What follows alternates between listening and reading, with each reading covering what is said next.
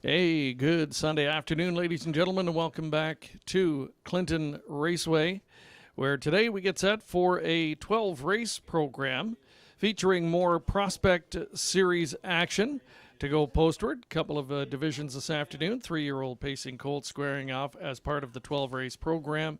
And right up top, we have our Racing Under Saddle debut, the Russ Series, kicking off for 2020 in race number 1 with a good-looking field of 7, along with that guaranteed pool pick 4 play, pool guaranteed at $2,000. A beautiful afternoon for racing. Sunny. Temperature has hit the 30-degree Celsius mark, and the track is fast. Again, 12 races coming up, and time now to update you on today's program changes. Beginning in the first race, that Racing Under Saddle event. Shoeing change for number 6, All Out Henry, goes from flip-flops to a set of aluminum shoes up front. Flip-flops to aluminum up front for number 6, All Out Henry. First race, as mentioned, starts that guaranteed pool pick 4 at $2,000.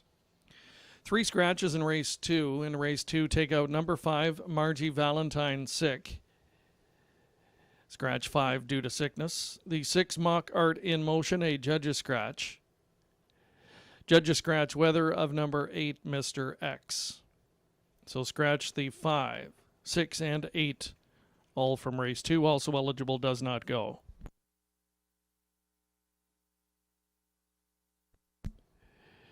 In race number 3, driver change pending for the number 2, Mum Salimi.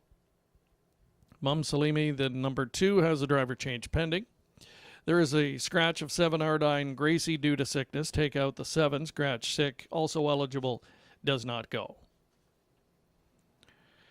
Race number 4, first division of the Prospect Series. Full field of 8, no changes. Race number 5, also eligible, does not go. There are no changes in the 5th. Race 6 is clear with no changes.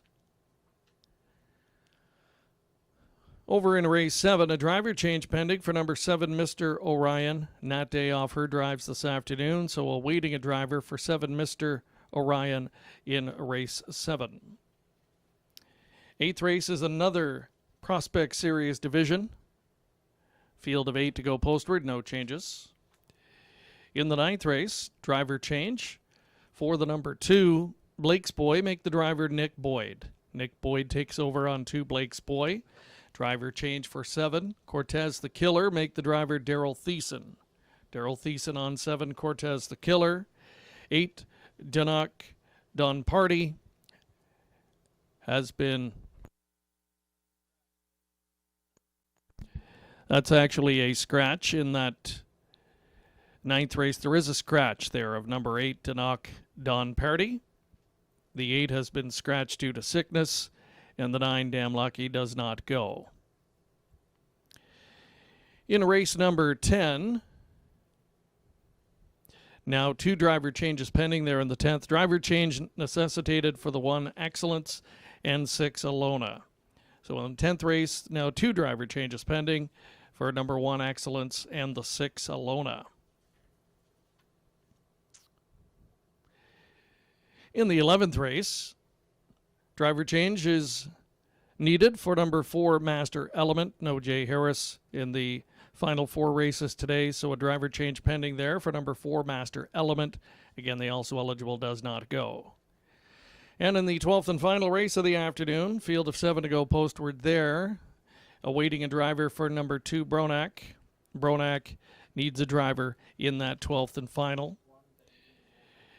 So that is it in the way of program changes thus far. A few more to update you on, and we will pass them along as soon as we have them. 12 races coming up this afternoon, including another round of the Prospect Series for 3-year-old Colt and Gelding Pacers, and Racing Under Saddle debuts for 2020 in race number 1, which kickstarts the Pick 4 again this afternoon, the $2,000 guaranteed pool Pick 4 wager right up front.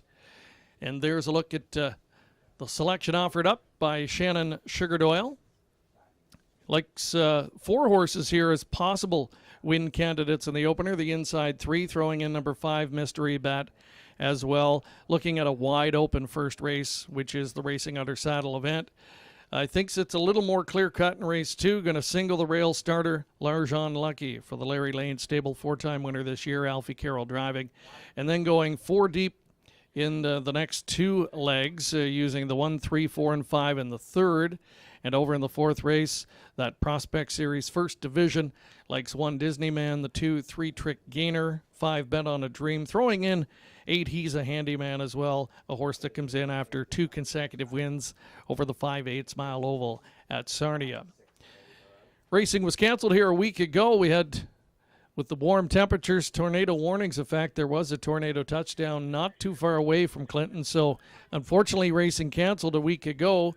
Great to have you back joining us today, wherever you're watching. And limited number of fans available to be on track and attending in person here today. It's great to see some live faces back watching the action here at Clinton Raceway.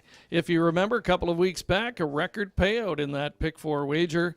A 20-cent ticket, a single 20-cent ticket, took home the entire pool, over $2,000 payout 2 weeks ago. We'll see what the Pick 4 has in store here today. We kick it off right up front, and we're 16 minutes away from first race post time.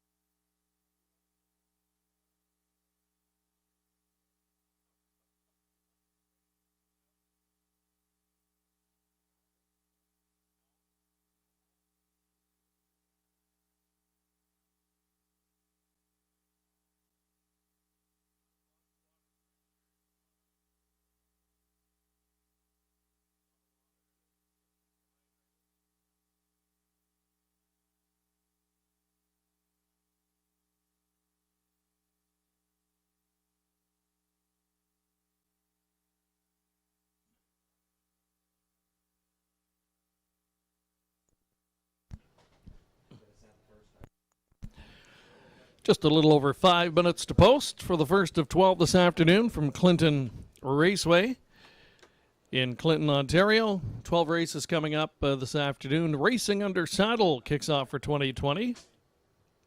And we'll kick off today's race program as well, including the opening leg of that $2,000 guaranteed pool pick 4 wager. Reminder, there is a shoeing change for number 6, All Out Henry. Goes from flip-flops to a set of aluminum shoes up front. Field of 7 here in the opening leg of that early pick 4. Had a look at Sugar Doyle's pick 4 ticket a few moments ago. Using 4 horses here in the opening leg. He likes the 1, 2, 3, and 5. I'd even throw in All Out Henry as well. Horse that's competed in this Racing Under Saddle format before. Caroline Nielsen, the rider, has experience in the Russ Series as well. And good steady performer, good tactical speed. Who knows, might be able to hit the ticket. Horses on track now and parading for the first of 12 this afternoon from Clinton.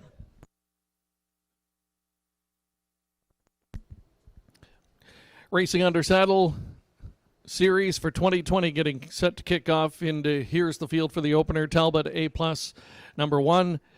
Natalie Elliott doing the riding for Michael Timpano, Sea Spray Stables, Frank Tucci, and trainer Jason Mitchell. Let's Leave Them as the 2. Sarah Town owns and trains. Amber Lawson Brand is in the saddle. Number 3 is Dominum Deo. Marielle Enberg on board for Alan Kiefer, trainer Terry Gallant. The 4, Massive Muscles. Pam Forgey, the lessee, trains and also will ride.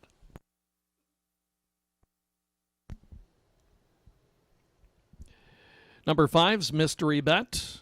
Maggie Jones owns and does the riding. Keith Jones training. All Out Henry 6, Caroline Nielsen on board for Pam Forgey, who owns and trains. And completing the field just next door, 7, Brydown Houston. Kendall Ron will be in the saddle for Brydown Farms Inc. and trainer Randy Henry. That's your field of 7 for the first of 12 this afternoon.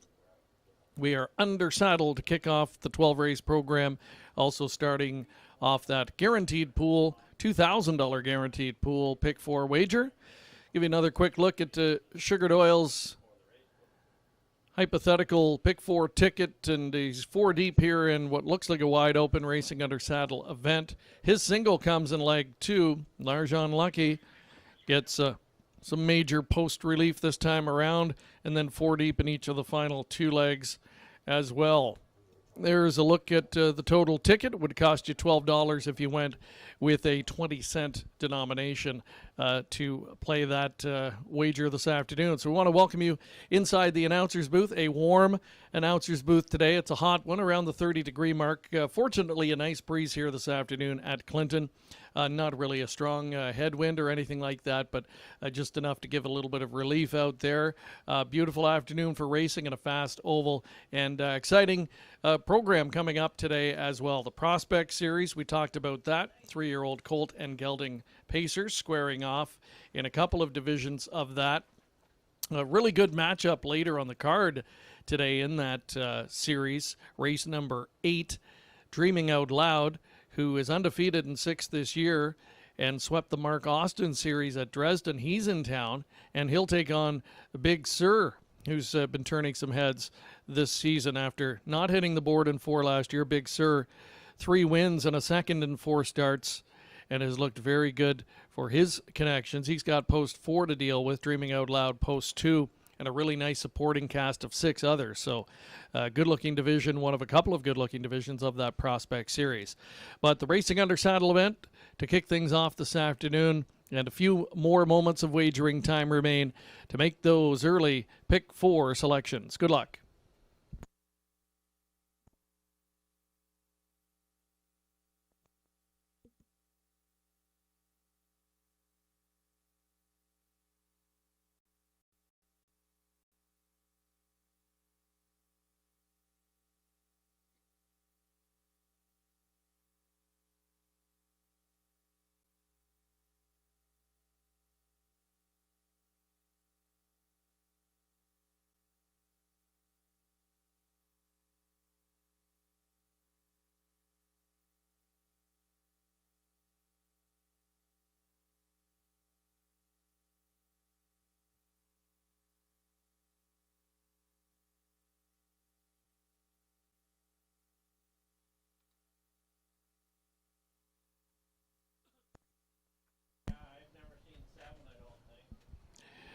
The starters called them in for the first of 12 this afternoon. Post time for race 1, last chance to wager.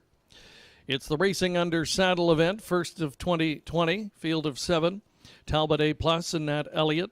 Let's Leave Him, Amber Lawson Brand, Dominum Deo, Marielle Enberg, Massive Muscles, Pam Forgy, Mystery Bet, Maggie Jones, All Out Henry, Caroline Nielsen, and Brydown Houston with Kendall Rahn. We're at the top of the stretch. Far back, off stride before the start was the 7, Brydown Houston. Here they come. And they're off, and they're 4 across the track, leaving good speed from the inside, coming from Talbot A+, and Nat Elliott will sweep through the first turn and lead up to the opening 8th. Coming away in second, that's Let's Leave 'Em. Caught wide third was Dominum Deo as they enter the backstretch and make their way toward the opening quarter. The inside of that one comes Massive Muscles in the top 4. Breaker in the backfield off stride went Mystery Bet.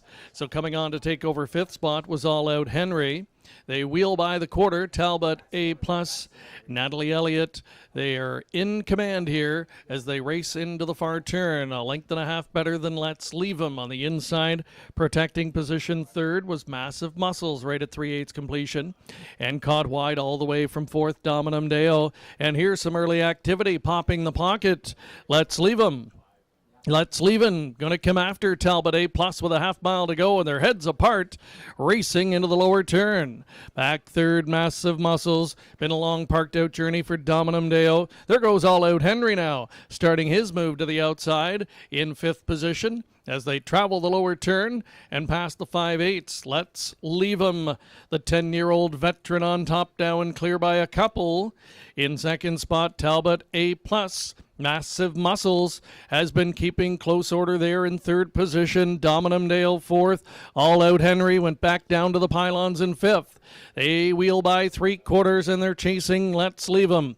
Let's Leave 'Em with Talbot A+ second. Here comes Dominum Dale back up on the outside 3rd after that long journey. Still interested in getting a bit closer out there as they come over to the top of the stretch, and it's Let's Leave 'Em trying to close this one out. Dominum Dale up on the outside challenging Talbot A+ for second. Massive Muscles back 3rd. They're in the stretch. Let's Leave 'Em still there by 2, and Let's Leave 'Em's going to deliver as the better's choice and scores in the opener by about 3 at the end. Talbot A+ second. Dominum Dale a good 3rd. 4th went to Massive Muscles. 5th under the line is All Out Henry and Mystery Bet.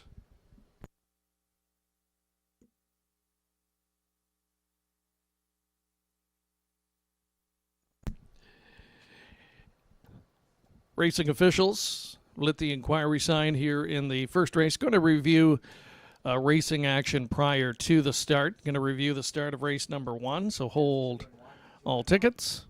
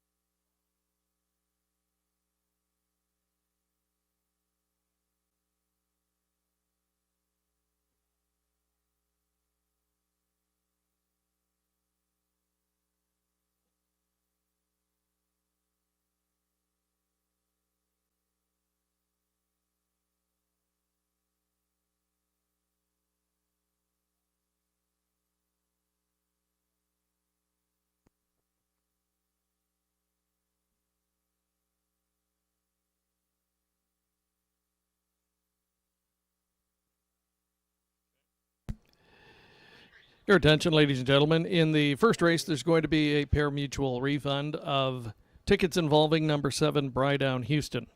7, Brydown Houston will be refunded, was outside the fair start poll when the word go was given. Therefore, tickets involving 7 in the first race eligible for a refund. First race winner is back. It's number 2, Let's Leave 'Em. 10-year-old Angus Hall gelding from the Inquirer mare Who Took Him, Sarah Town of Cambridge, owns and does the training. Amber Lawson Brand is in the saddle for the victory this afternoon. The gelding's first win this year. He is a 31-time career winner now and victorious in the first racing under saddle event of 2020. Congratulations to the Connections.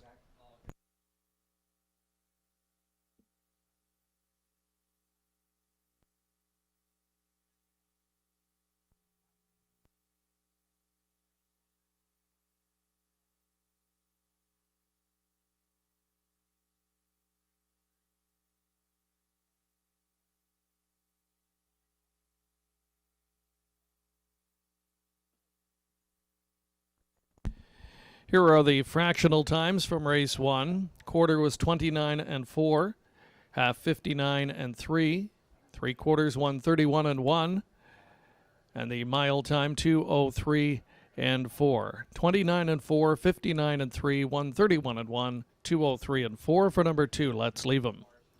2-1-3-4 is your top 4 finish order. Results still unofficial.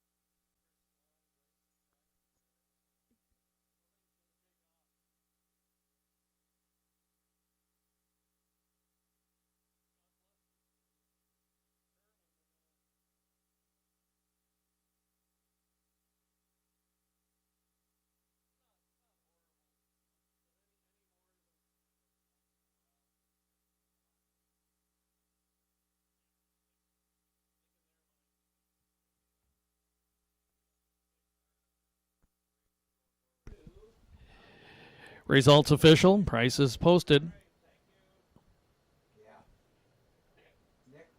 Let's leave him. Pays $4.40. $4.40 on the win. 2-1 exactor $7. 2-1-3 in the try. $15.60.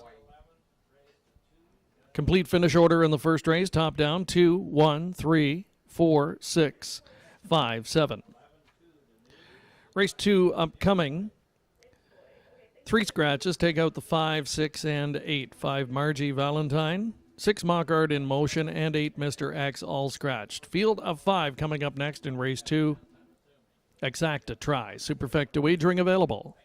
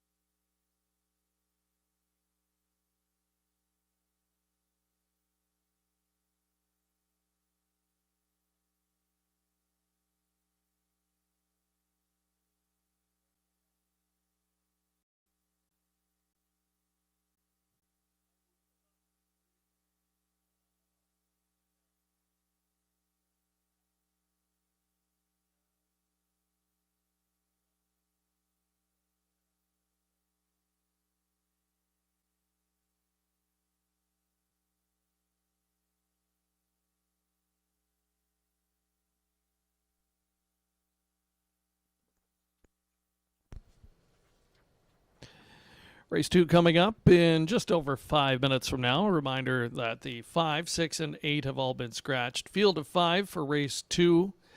Non-winners of $2,500 last 3. Also eligible $12,000 claiming Pacers. So it's now down to a field of 5. Heavily favored, Large on Lucky, the post 1 starter. Try and capitalize on that inside position here. Perhaps overbet, though, at 1 to 5. Time will tell. There's some other contenders that come in very good form. So I think it's a little more wide open than the tote board suggests currently. We'll meet the field for Race 2 coming up momentarily as the post parade is just about set to hit the track.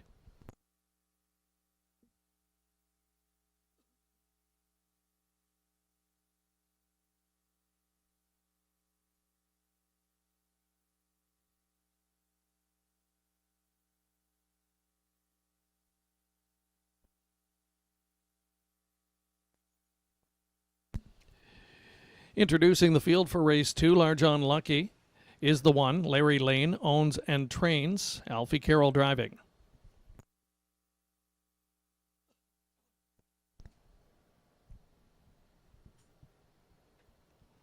Next will be 3 KO Loco, Colin Kelly in the bike for Randy Parrish.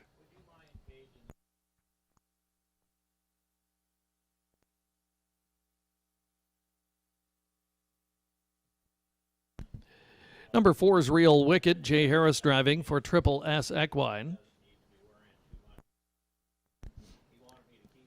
5 and 6 are both scratched. Number 7's Democracy, Bruce Richardson of the bike for Bud Sinclair and Michelle Jerome. And the 8 also scratched. Detained late for the post parade 2, Helmax Sabrina, just making her way now from the paddock location. There is Helmax Sabrina. Ryan Holiday will be in the driver's seat for the owner, Don Schuldeis. So it is a field of 5 to go postward next in race number 2. There's a look at the selections brought to you this afternoon by Shannon Sugar Doyle, along with Lou Sorella and Melissa Keith. All unanimous on the 1, Large on Lucky. Combination of a good inside post position to work with, good form coming into the race, and certainly meeting as easy as he has had to meet in recent starts. So Large on Lucky finds what appears to be a good spot in race number 2, and we'll see if the 4-time winner can continue to add to his totals. A big turnaround for this one. Last year went winless in 23 in the 3-year-old campaign. A vastly different story this season. As mentioned, 4 wins, 10 top 3 finishes in 14 trips postward for Larry Lane, who owns and trains this guy. Alfie Carroll picks up what appears to be a very live drive in the spot. I think certainly deserving of favorite status. I think clearly the horse to beat, but I'm not sure if it's as cut and dry as that 1 to 5, 2 to 5 proposition that we've seen the horse been holding at. Next door neighbor, Helmax Sabrina, could be worth a look. This mare was a nice stakes filly in Atlantic Canada and surfaced in Ontario late last season. Mixed results since returning here, and has recently moved into the Pam Forgey stable and has had only 1 start for the new barn. Had a couple of scratches prior to that, so had missed some time. And I think when you factor that in, and the fact that it was the first appearance for the new connections last time, this one raced well. Really little chance getting away last at Hanover in a field of 8, but rallied well into a fast final half. If she duplicates that performance with a short field and a good post position today, I think Helmax Sabrina really has a shot to contend. Certainly a top 2 proposition. A couple of doors down, Real Wicked, very consistent in recent starts. Hasn't been able to find the winner's circle, but really right there knocking at the door. Shouldn't be too far off this time around. And I think he can make a bit of a case for everyone in this field of 5, a reduced field of 5. Even Democracy now with a couple of scratches inside. This veteran even comes into play in my estimations. Got good tactical speeds, always shown that throughout his career. And with the right kind of a trip, this 8-year-old could get off the schneid. He's 0 for 9 this season, but has been knocking at the door in some of those recent tries. So I think it's a little more wide open than the tote board suggests, and our prognosticators all unanimous on one, Larjon Lucky. We'll see if that 4-year-old better than Cheddar Gelding can reward all of that public confidence, continues to hold as the 1-2 top choice. Good luck with your selections. Race 2 coming up next.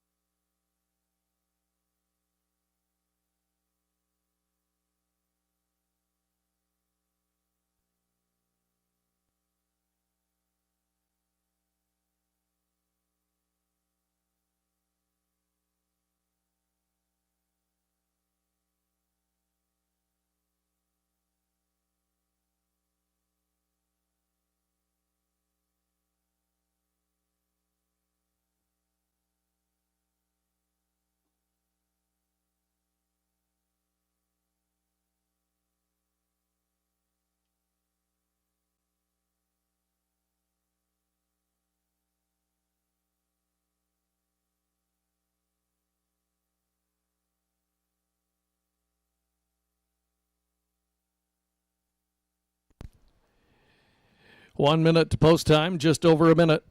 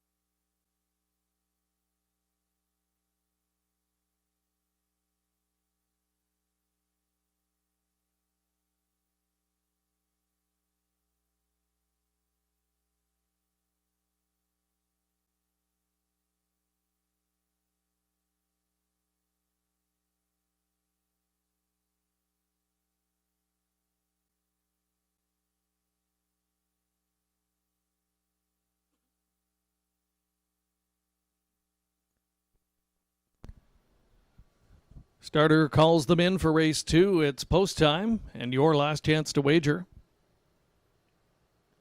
Larjon Lucky, the one, continues to be the talk of the tote board. Gelding in search of his 5th win of the 2020 campaign. Second choice, 2 doors down, number 4, Real Wicked. Gate rolling, it's Larjon Lucky with Halmax Sabrina, KO Loco, Real Wicked, and Democracy. Now starting from post 5, they're at the top of the stretch.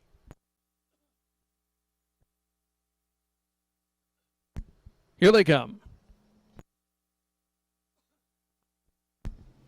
And they're off. Democracy, as expected, flashing his early speed and looking to try and cross over. Halmax Sabrina got away well. Shows up in second spot as they round the turn. Caught wide in third. Real Wicked now looks to wedge into line in front of Larjon Lucky and the trailer. As they move on to the backstretch is KO Loco. Field of 5, well strung out. Democracy, freewheeling up front, leads by 4 on the way to the opening quarter. Halmax Sabrina tries to tighten that gap in second spot, with Real Wicked studying the speed from third. Back there fourth, Larjon Lucky just biding his time at this point. KO Loco continuing to trail. They move into the far turn and race over to 3/8 and still loose on the lead. That's Democracy. Has a 5-length advantage as they wheel off the turn. Halmax Sabrina creeps a bit closer now in second spot. There goes Real Wicked stepping to the outside third. That's going to give a nice tow to Larjon Lucky up into the top 4 and appears to have speed to chase. And the trailer continues to be KO Loco. They pass the half and race over to 5/8. Democracy still the boss. Real Wicked on the outside, second, trying to get up to the wheel. Inside and continuing third, Halmac Sabrina. She'll wait for some racing room here as they race toward 3/4. Out there on cover fourth, Large Unlucky. Only a length and a half now off the lead as they near 3/4. And the leader continues to be Democracy. Democracy takes them by that third station. Real Wicked continues in that first over pursuit. Halmac Sabrina third. There goes Large Unlucky now, pulling the trigger 3 wide and has pace and is coming on quickly from fourth. Still has a bit of work to do and an eighth of a mile to do it. Democracy trying to finish it off. Halmac Sabrina is going to dive to the inside. Large Unlucky is charging down the middle. Democracy, Large Unlucky closing. Democracy in the inside holding sway. Democracy with an upset victory at 14-1. Wired them up. It's close for second and third.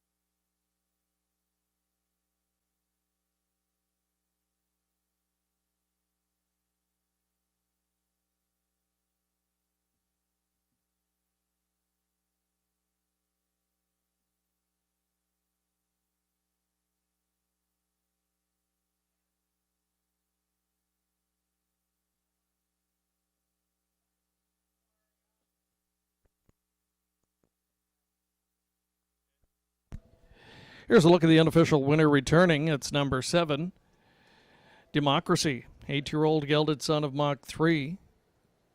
From the Apache's fame mare Tassa, owned by Bud Sinclair and Michelle Jerome of Ottawa. Bud trains Bruce Richardson doing the driving. Gelding put on the front and takes it all the way for his first win of the season. 21st career victory. Democracy victorious in race 2.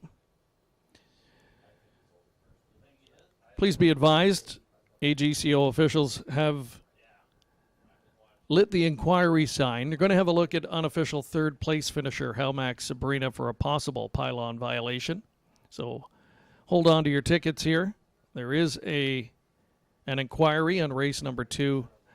It focuses on unofficial third place finisher number 2, Halmac Sabrina.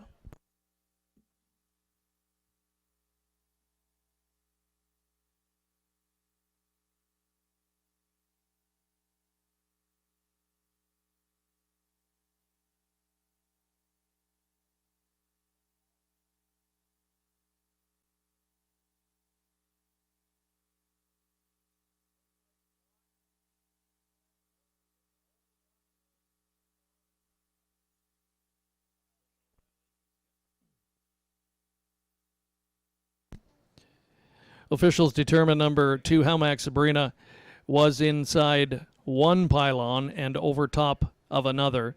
So therefore, there will be no change to the finish order, no placings, and no violations of the racing rules. Judges determined Halmac Sabrina inside one pylon over top of a second. There will be no change to the placings.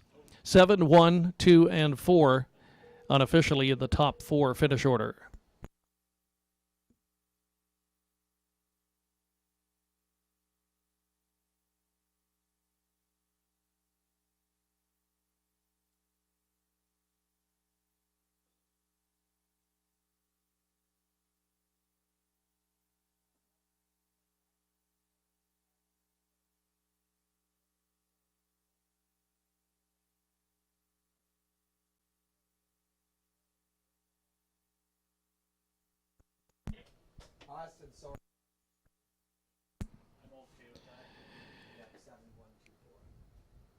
Coming up next here, race number 3.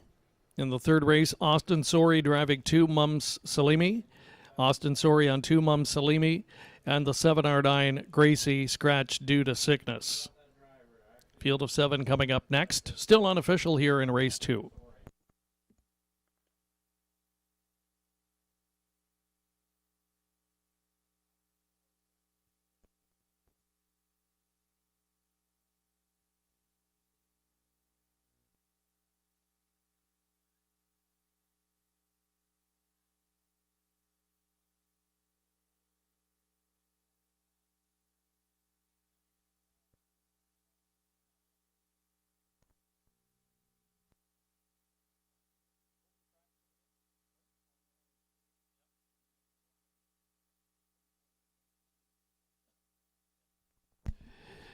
Here are the fractional times from race 2. Quarter was 29 and 2.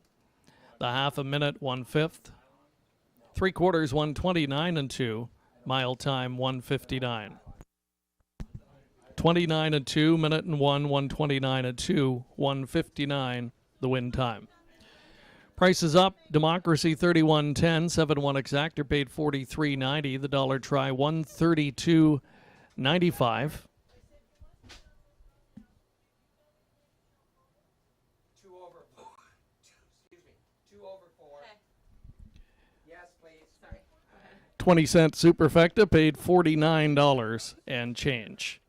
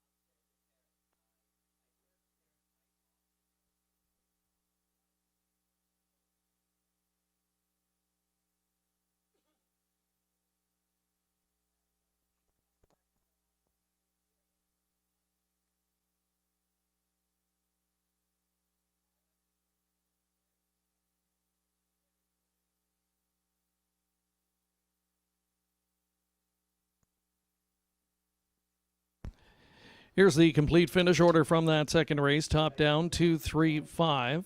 4 scratched, scratched, 1 scratched on the bottom. Again, third race upcoming. Austin Sori on 2, Mum Salemi, and scratch 7R9 Gracie. Will be a field of 7 set to go postward next. Just over 4 minutes to post.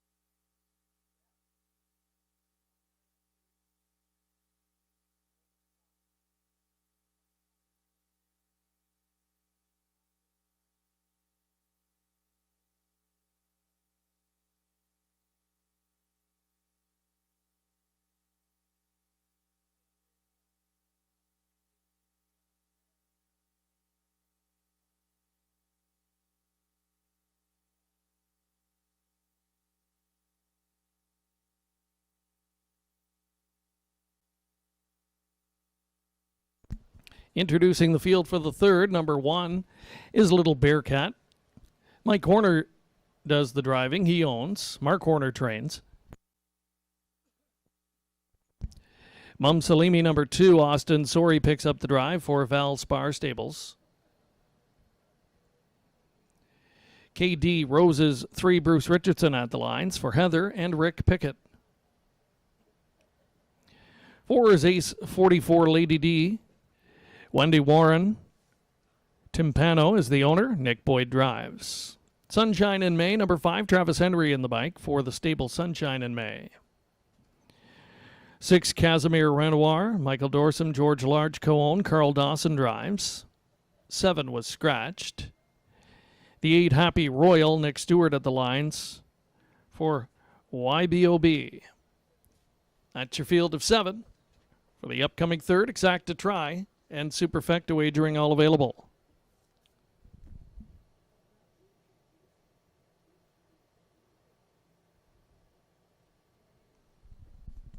There's a look at the third race selections. A little bit of a variance here. Sugar Doyle and Melissa Keith both on board. Number 1, Little Bearcat. The Tigerama filly scored from post 1 here in her last start, a maiden-breaking victory, and looked good doing it. We'll try and improve that form slightly this afternoon. Ace 44, Lady Di, the number 4, and current second choice at 8-5 is the top selection of Lucerella in this spot, coming off a win at Dresden last time out for the Connections. That was a maiden-breaking victory. So a couple that finally broke through into the win column will square off here in race number 3, and I think some other ones that could be there to pick up the pieces should the favorites falter here. And really a lot of unknown factors in this third race when you've got these youngsters just early on into their career and really mixed form to go on. So you tend to gravitate to ones that were finally able to unlock the code, so to speak, and get to the winner's circle in their most recent starts. And the 1 and the 4 both fit that profile. Number 3, KD Roses, Shadow Play filly, made her debut last time out and raced fairly well, finished evenly in finishing 4th against Little Bearcat. Showed decent back half speed as well, paced her own back half in a minute. So that being the filly's first start, you'd have to think there's still some room for improvement there, and a further step up this afternoon could put her into the mix as a bit of a price play. Sunshine in May, the number 5, I think worth a look as well, will be the career debut for this Sunshine Beach filly. Kevin McMaster training, Travis Henry on board. Qualified 3 times at Woodbine, didn't show a lot of speed on the big track, and probably why they're opting to make the career debut here on the smaller half-mile oval today. But maybe dangerous to totally overlook in this spot. And the public right now starting to put some confidence in that one to the tune of 2-1, the first-time starter in the field. So good luck with your selections here in the third. Favorite winning in the opening leg of the pick 4. Longest shot of the board scores in leg 2. What's in store here in leg 3? We'll find out in just over a minute from now.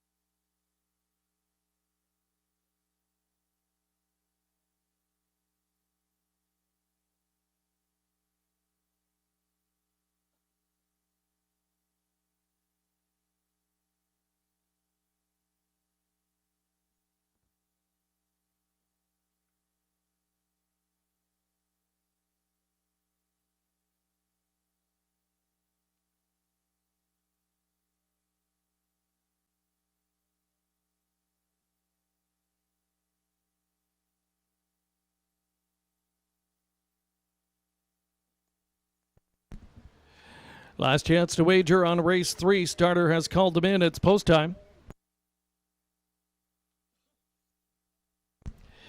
Gate rolling for the third. It's Little Bearcat, Mum Salimi, KD Roses, Ace 44, Lady Di, Sunshine in May, Casimir Renoir, and from the back tier, Happy Royal. They're at the top of the stretch.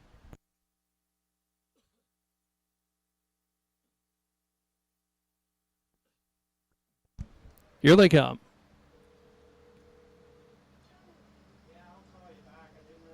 And they're off. Down the middle and going for the lead, Ace 44, Lady Di. Coming away well in second, Mum Salimi, but up on the outside. Oh, around that one and off stride went Mum Salimi. And around that one and grabbing the 2-hole early on was Casimir Renoir as they go to the back stretch and race toward the opening quarter. Now inheriting third spot along the inside as they race toward the quarter pole. That's Little Bearcat back down pacing and moving to the pylons. Fourth, Mum Salimi. The fifth one is Happy Royal, followed by KD Roses, Sunshine in May. Can see them all. They pass the quarter and race into the far turn. Ace 44, Lady Di, the up the credit filly. Race favorite shows the way. The long shot pocket sitter is Casimir Renoir. Traveling in third off the turn. That's Little Bearcat. An adventurous second quarter there again for Mum Salimi, who jumped it off and was taken wide and plummets to the back of the field. They're halfway home, and it's Ace 44, Lady Di, in complete command. Second belongs to Casimir Renoir. There goes Little Bearcat on the offensive with just over 3/8 of a mile to go. Happy Royal gapping in fourth position. Picking up fifth into the backstretch is KD Roses. They straighten up now toward three quarters. Ace 44, Lady Di, is still the boss. Little Bearcat able to tuck in to that pocket position second and try and braven up for the final quarter. Back there in third spot, Casimir Renoir. There goes KD Roses slipping to the outside as they race the far turn, and Little Bearcats pop the pocket and quickly comes up on the outside and takes over the lead with an 8 to go from Ace 44, Lady Di, who was unable to fend off the challenge. Back third, Casimir Renoir, and they turn for home. Little Bearcat now has the upper hand and starts to edge away, and it's going to be Little Bearcat. Back-to-back wins here in Clinton. Finishing second, Ace 44, Lady Di. Picking up third was KD Roses. Fourth goes to Casimir Renoir.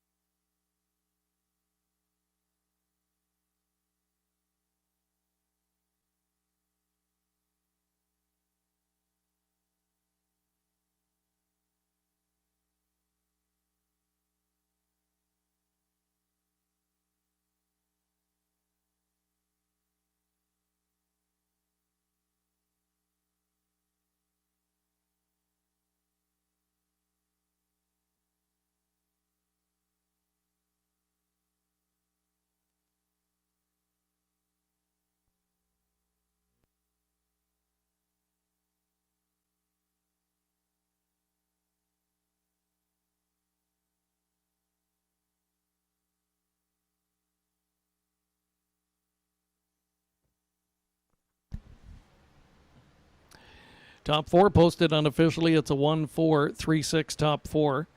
Here's the winner returning. Number 1, Little Bearcat, 3-year-old Tigerama filly. From the Real Desire mare, Little Heart's Desire, Mike Horner bred the filly. He owns and does the driving. Mark Horner training. And she wins her second straight here at Clinton Raceway. So now 2 for 4 on the season is number 1, Little Bearcat.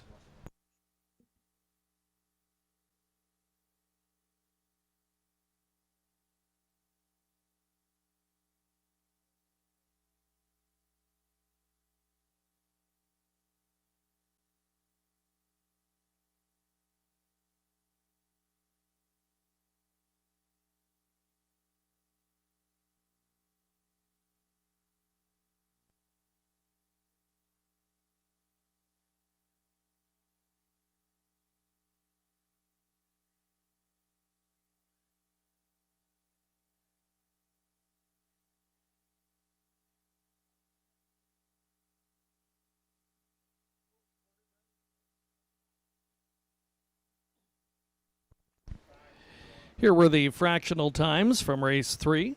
Quarter 29 seconds. The half in a minute flat. 3/4 1:30. Win time 2 minutes and 1/5. 29 a minute 1:30.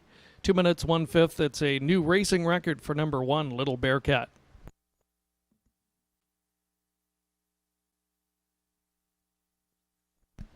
Prices posted. The winner pays $6.40. Your dollar superfecta at $78.80 for the 1-4-3-6 combination.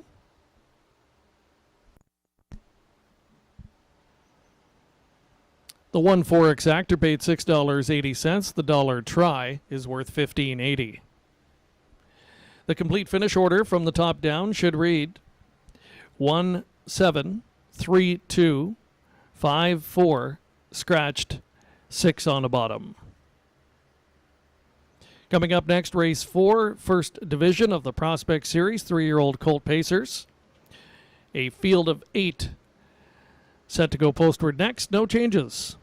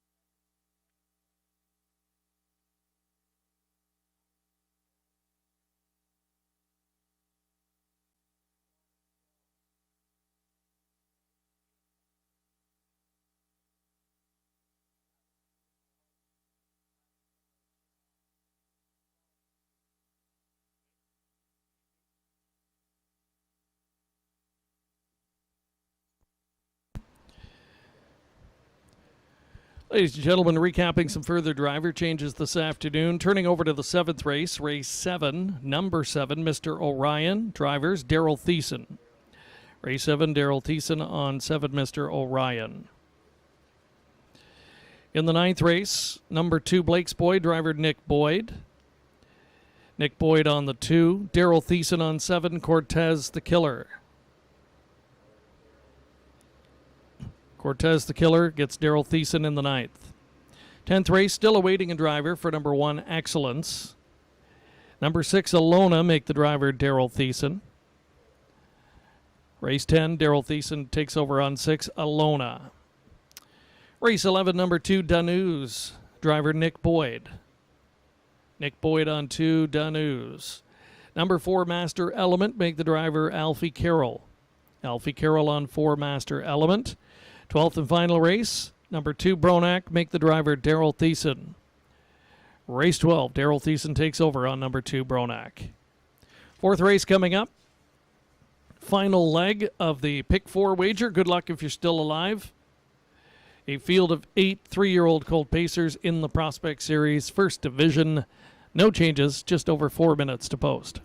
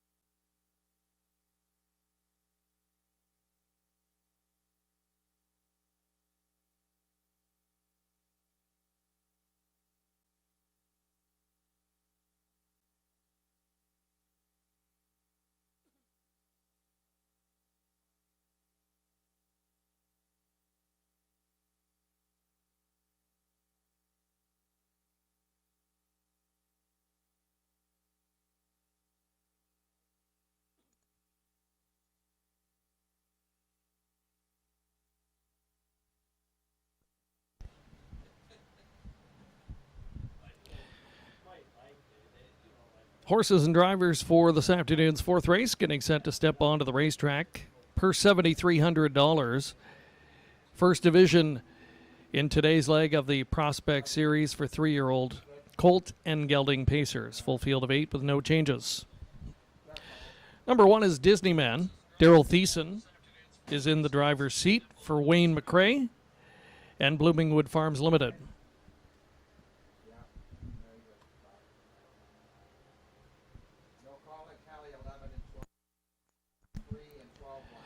Number 2's 3-Trick Gainer, Jason Ryan in the bike for Brad Gray.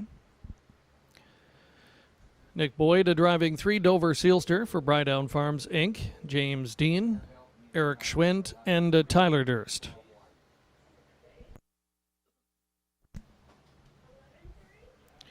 Priceless Sunshine is number 4, Bruce Richardson in the driver's seat for High Stakes Stable Incorporated. Number 5's Bet on a Dream. Hut Racing owns Austin Sorey driving. The 6 Mr. Cheeseman, Travis Henry in the bike for Don Douglas.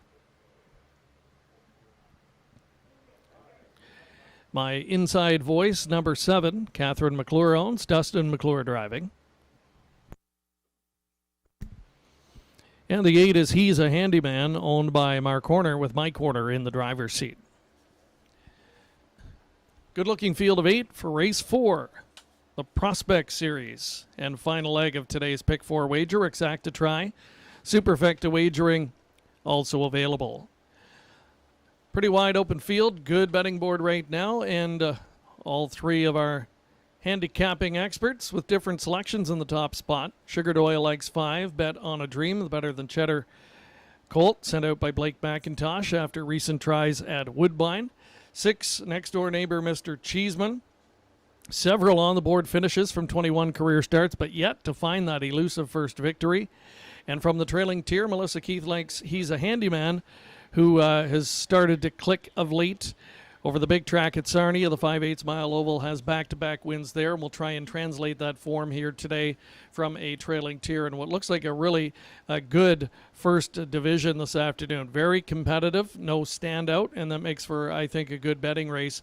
Lukewarm favorite, number 2, 3-Trick Gainer, the Mach 3 Gelding. Like several in here, though, hasn't been able to win in 13 career tries, simply just a case of trying to find a winning spot. Has found the grassroots just a little bit too tough. Can a drop to the Prospect Series be the answer for this one? Good post to work with. Inside of that one, Disney Man, relatively new recruit into the Anthony Beaton stable. Hasn't been able to win this year after winning 3 times last year in 10. He's got the rail position to work with and finds an easier spot. Priceless Sunshine, the 4, winless in 15 lifetime. Bet on a Dream, the 5, that's getting lots of support for Blake McIntosh. Is paced in 53 and change in all of the last 3 tries at Woodbine, but it hasn't been good enough to get any money in those grassroots contests. So, again, trying to find just an easier spot for this son of Better Than Cheddar. Give him a chance to develop, and that really is what the Prospect Series was meant to do. Give these horses a little bit of an easier spot, a chance to face similar company and see if they can turn the corner. So they're all kind of in the same boat here. Again, it makes it a wide open, good betting race here in the 4th. Good luck with how you play it. And you've got just a moment or 2 of wagering time remaining.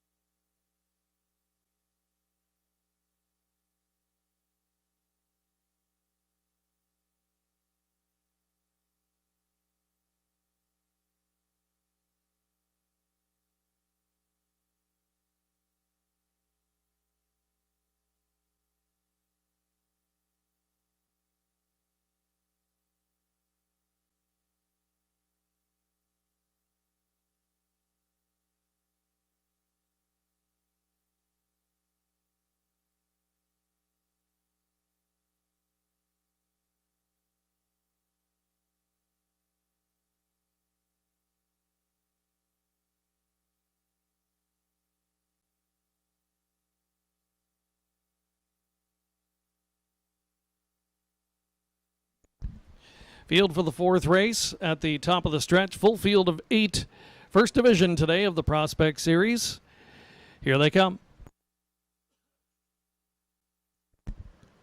Couple of breakers coming to the start, both the 4 and the 5. 4 and 5 are both out of it early, and it's a wide open affair from here with Disneyman pushing through along the inside and going to try and lead into the first turn. Coming away in that second spot, 3 Trick Gainer, and now rolling up 3 wide into the turn, Mr. Cheeseman looking to take over. So Mr. Cheeseman now to the front. Disneyman back to second. 3 Trick Gainer is situated third. He's a handyman. Came away in a good spot from the second tier. He's situated in fourth. Close up fifth, Dover Sealster.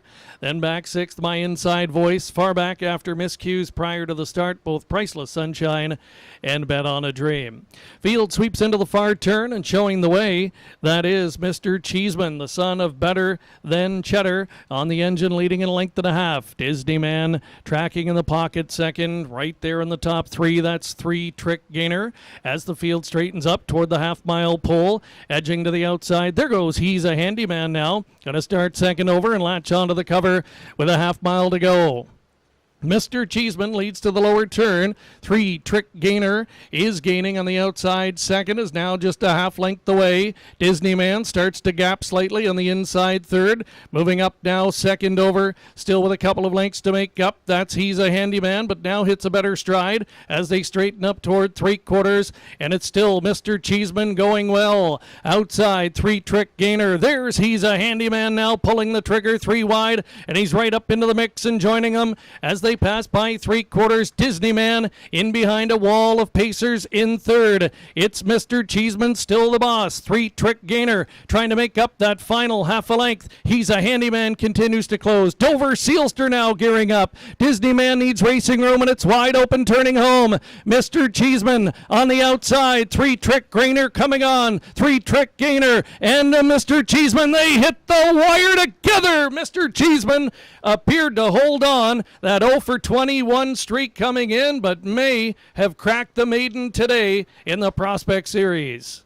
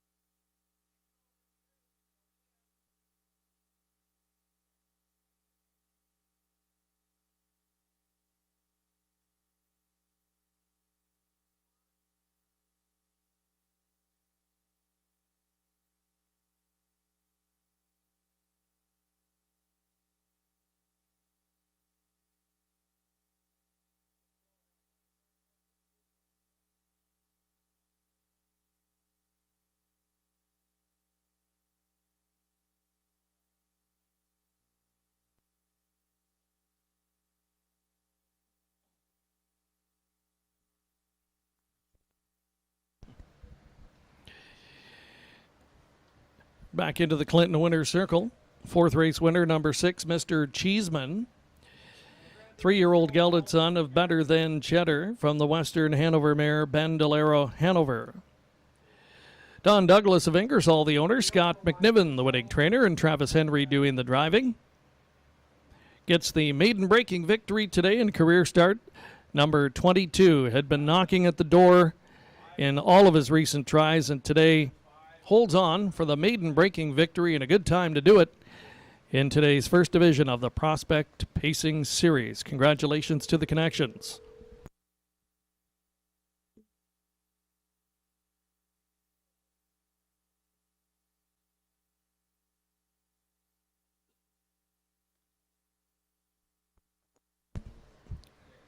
And a shout out to Lou Sorella. Lou knows with a Nice win selection here in the fourth. A 7-1 proposition in Mr. Cheeseman.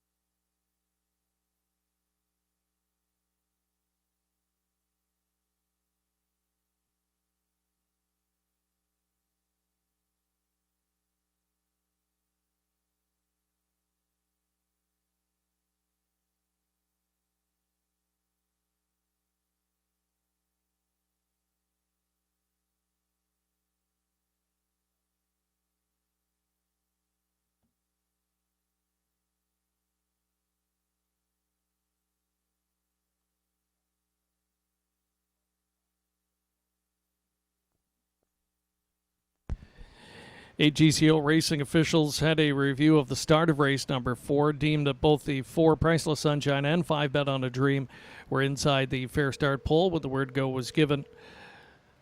Both deemed to have received a fair start. 6, 2, 8, 1, your top 4 in race 4. That result still unofficial.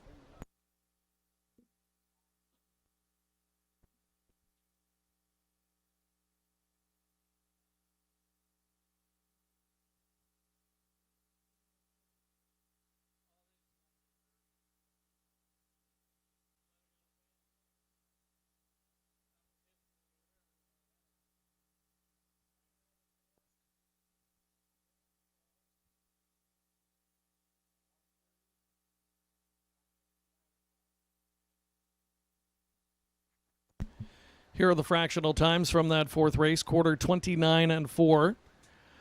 Half in a minute, 4/5. 3 quarters, 1:30. And the win time, 1:59 and 4. 29 and 4. A minute and 4. 1:30, 1:59 and 4 the win time.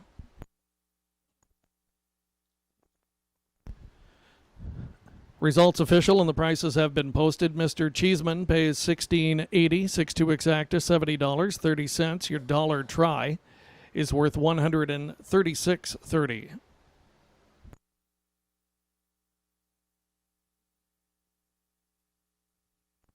A 20-cent superfecta returning $215.35. Again, that is for the 20-cent combination.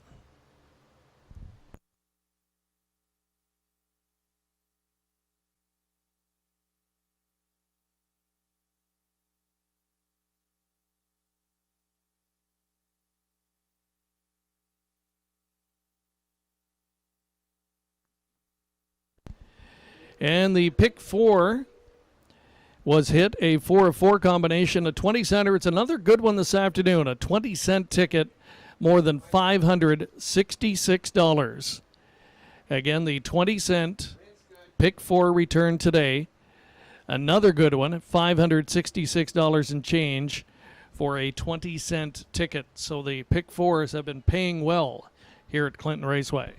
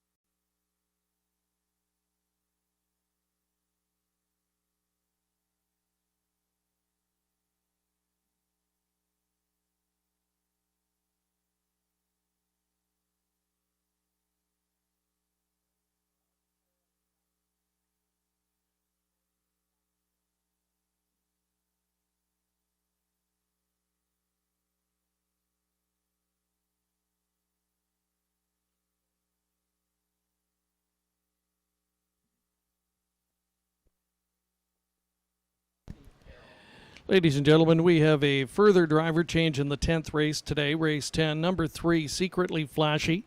Driver will now be Alfie Carroll. Alfie Carroll on 3, Secretly Flashy in race number 10. Still awaiting a driver for number 1, Excellence, in that 10th race. We'll pass that along as soon as we have it.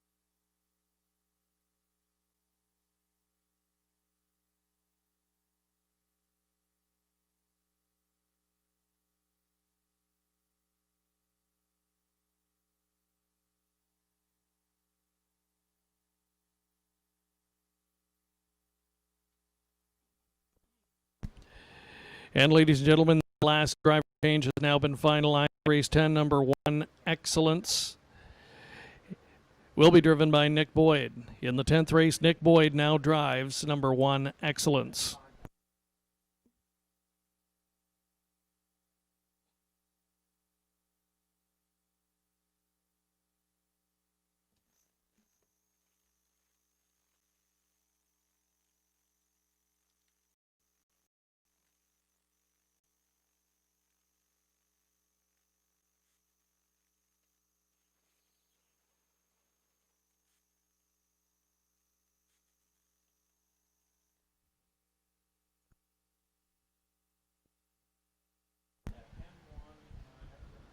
Introducing the field for this afternoon's 5th race. Full field of 8, getting set to go postward. Number 1 is Miss Chili Pepper. Catherine McClure owns. Dustin McClure drives. The 2's Queen of Hearts. Brent McDonald at the lines for Pat Bissett.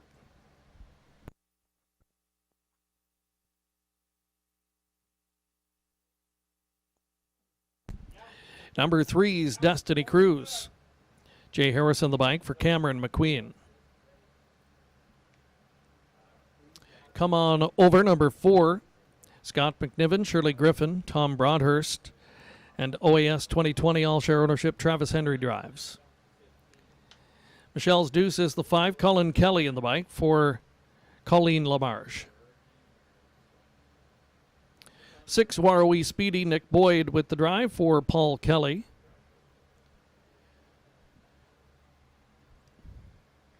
What Mocks Me Win, 7, James Watt owns. Bruce Richardson at the lines.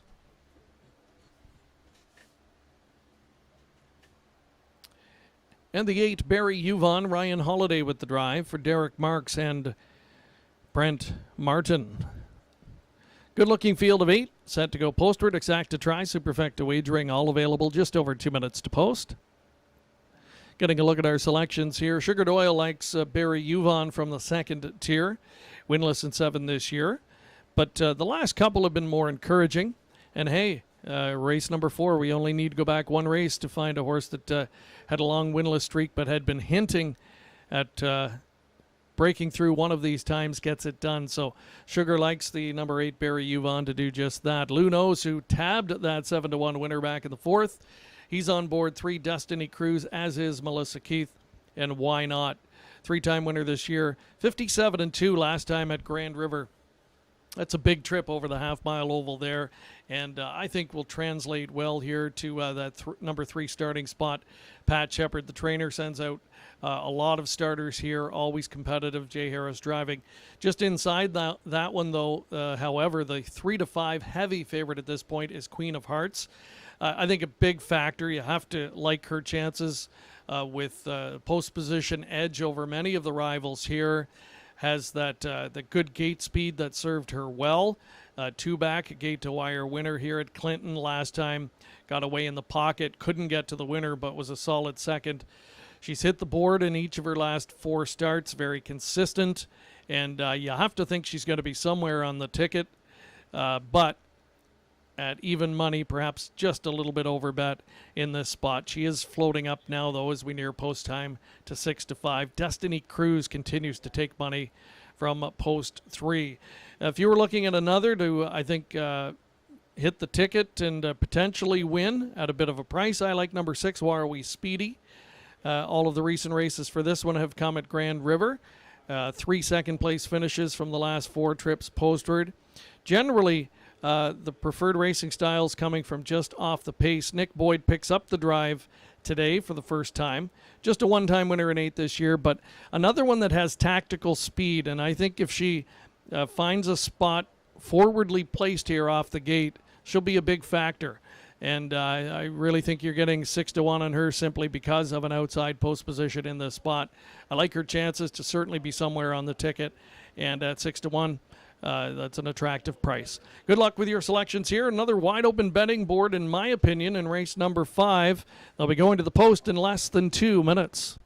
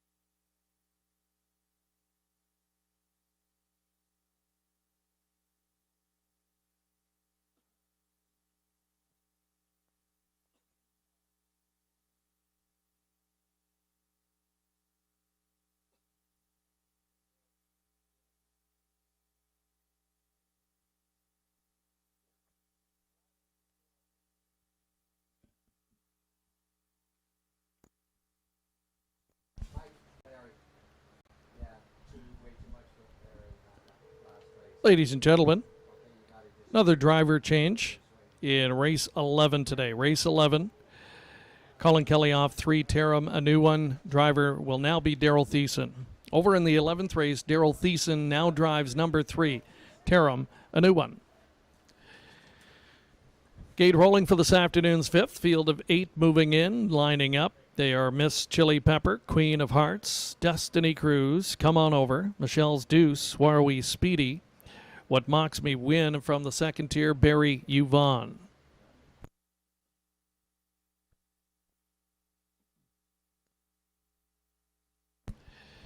Here they come. And they're off. Queen of Hearts and Destiny Cruise going to leave out side by side into the first turn. Miss Chili Pepper follows through along the inside and takes that second spot, floating up into fourth rather, is Come On Over as they pass the opening eighth. A break of 3 to Barry Yuvon. They're making quick time in that opening eighth. Queen of Hearts wanted nothing but the front end and has it now as they race toward that opening quarter. Destiny Cruise, she was forced to back off into second. Miss Chili Pepper tightening the gap from third. Another 2 to Come On Over. 6 more to Barry Yuvon traveling in fifth. Sixth is Michelle's Deuce. Seventh in the backfield is Warrawee Speedy. And the back marker, What Mocks Me Win, some 15 lengths off of the lead here as they wheel by 3/8 and come off the turn. They'll race up in front of us for the first time, chasing the 4-5 favorite Queen of Hearts.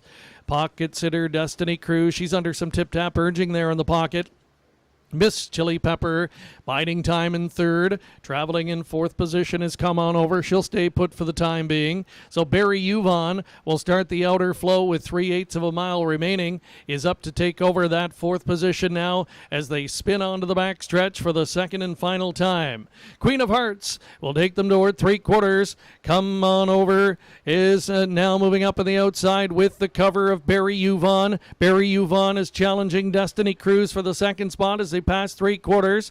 Queen of Hearts still going. Barry Yuvon now takes over second. Destiny Cruise starts to back away. Come On Over is getting up into it late and coming on quickly in the top 3. Out for the drive in fourth, Miss Chili Pepper. 1/8 of a mile left to go. Queen of Hearts trying to dig deep here over the last 1/16 of a mile. She's still there. Taking up the chase second, Barry Yuvon. Late move on the far outside from Come On Over there. Deep stretch and they won't catch. Queen of Hearts to win. Barry Yuvon will hold second. Finishing third, Come On Over. And fourth goes to Destiny Cruise.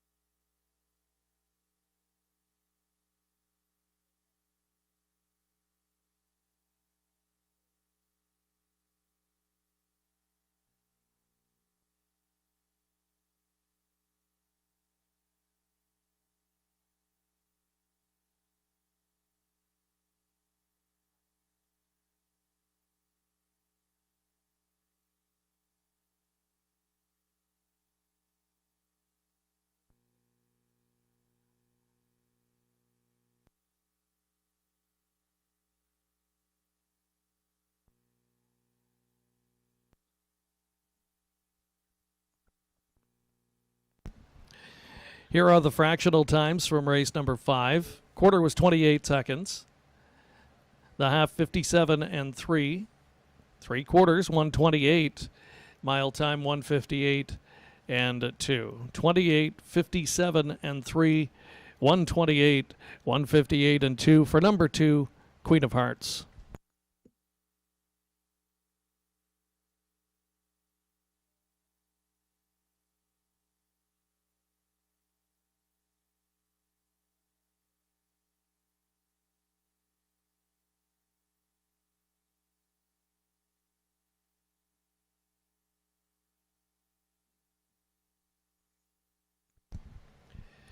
Today's fifth race winner is back. Number 2, Queen of Hearts, 7-year-old paid daughter of Big Jim from the Art Major mare 6 of Hearts. Owned and trained by Pat Bissett of Goderich, Brent McDonald doing the driving. Her 4th victory this season, 19th career tally. As she moves closer to the $100,000 mark in career earnings. Sharp winning time today, 158 and 2 for number 2, Queen of Hearts. Delivered as the bettor's choice in race number 5, returning $3.70 to win. 2/8 exactors worth $30.10.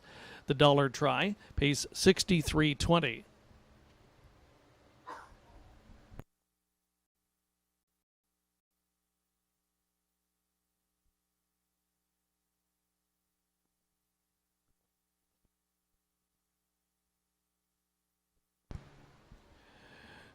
Superfecta combination 2843, the winning numbers. $1 ticket, a good one, $438.60. Reviewing the complete finish order from race 5, top down if you're marking. It should read 7, 1, 4, 3, 5, 8, 6, and a 2 on the bottom.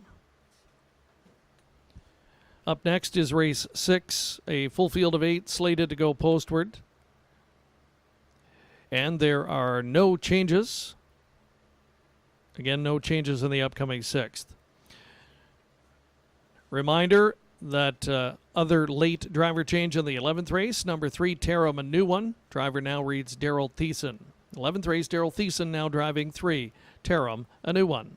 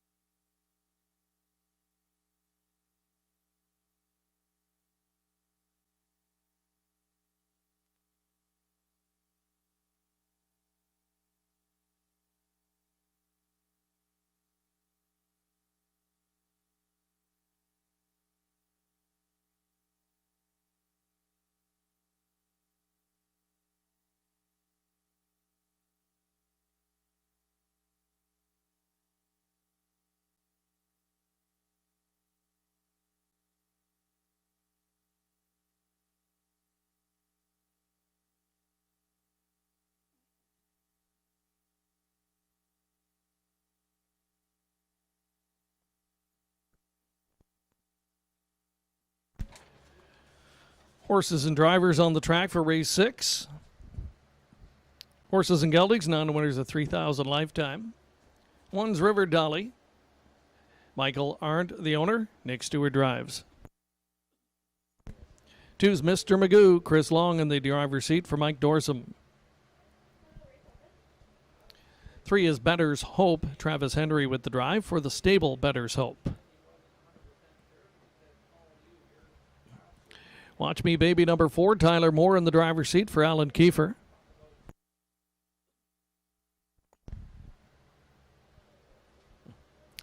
1 Drink Goes number 5. Heather Pickett, Chris Jewett, and John Gray, the owners. Alfie Carroll in the bike.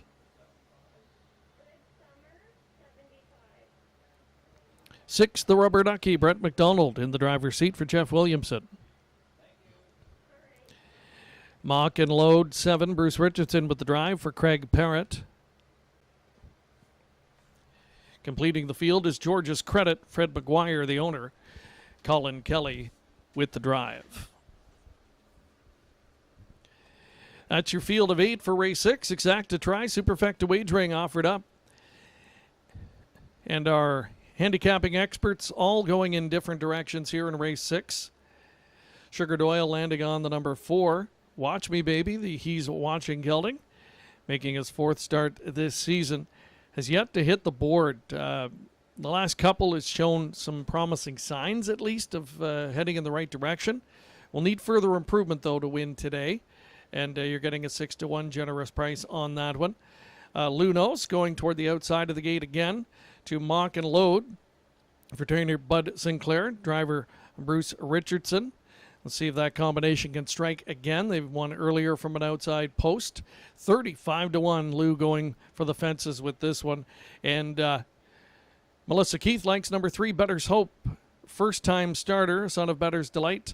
After 2 qualifying efforts at Woodbine, showed nice progression from the first qualifier to the second, lowered his time substantially in finishing second, and showed good pace on the end of the mile. So I think Better's Hope, if this one can navigate the smaller oval in career start number 1, certainly worth a big look. River Dolly getting plenty of support from the inside of the gate here.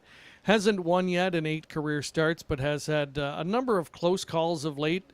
It looks to me like it's just a matter of time for the son of Dolly one of these days, and why not this afternoon?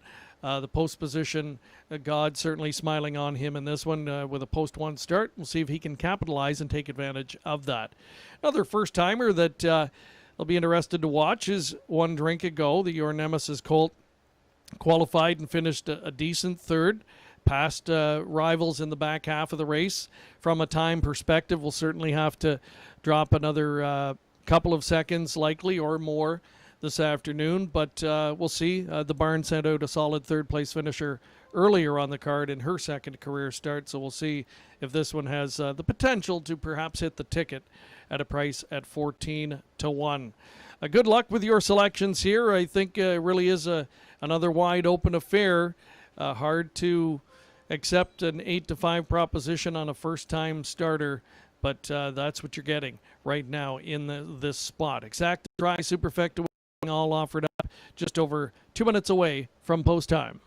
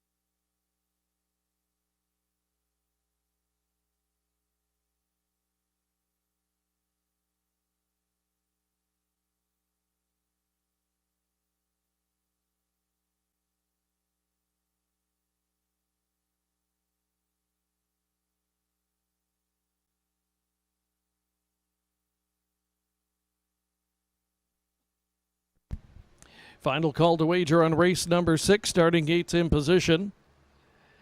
It's post time.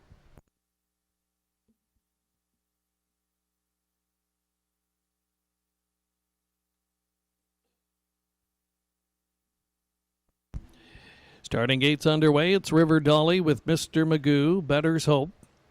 Watch Me Baby, One Drink Ago. The Rubber Ducky, Mock and Load on the outside. From the back tier, George's Credit. They are at the top of the stretch.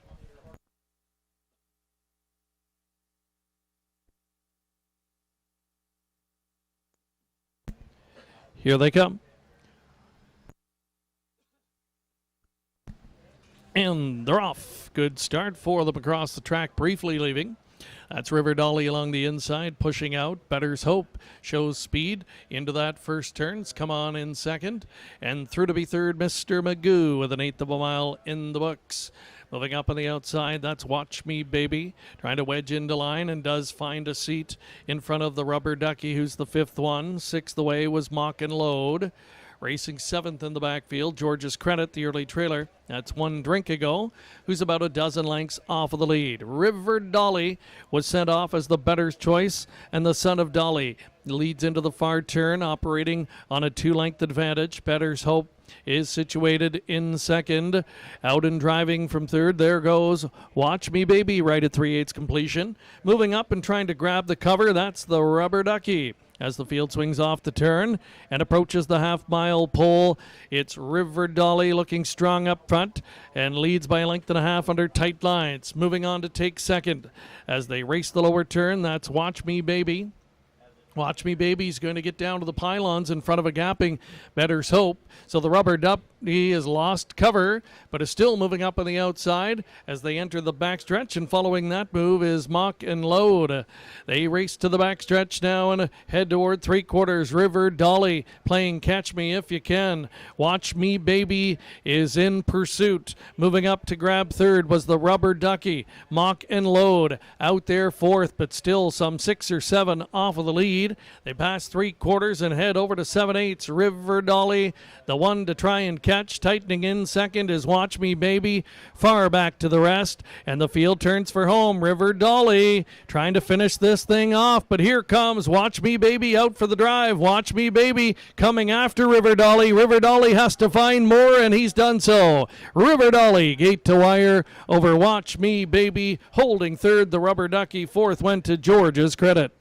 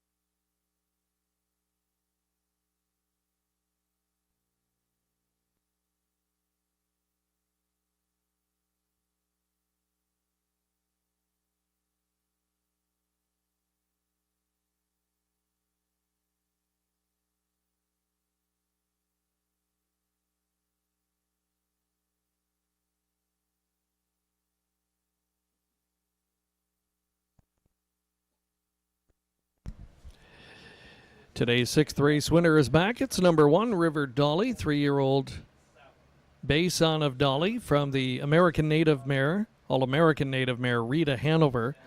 Michael Arndt of Ripley, the owner. Larry Fitzsimmons doing the training. Nick Stewart with the drive. Colt winning gate to wire this afternoon for the maiden breaking victory in career start number 9.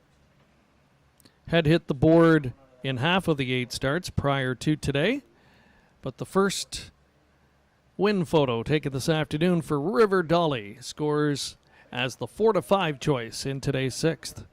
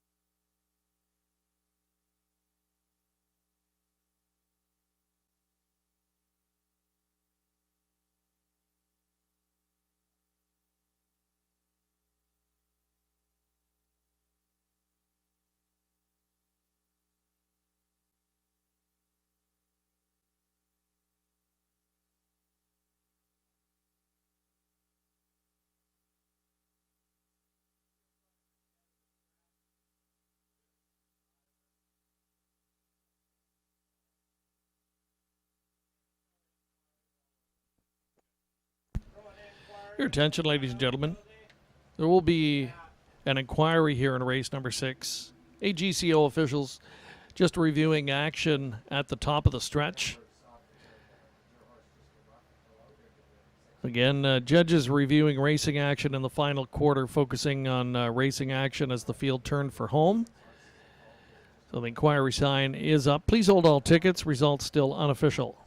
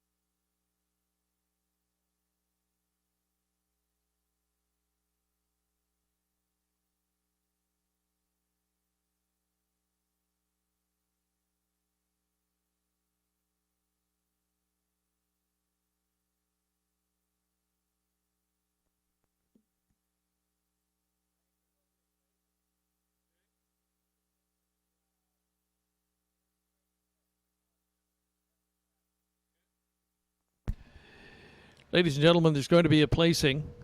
The third place finisher, the Rubber Ducky, has been disqualified.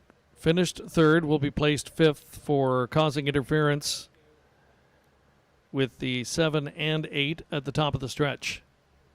So AGCO officials determining that Number 6, the Rubber Ducky, caused interference to both 7 and 8 at the top of the stretch. Finished third, has been placed back to 5th.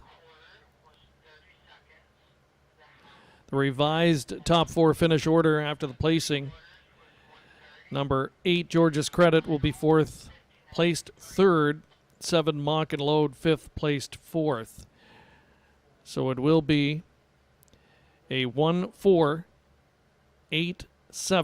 1-4-8-7 unofficial top 4 revised finish order.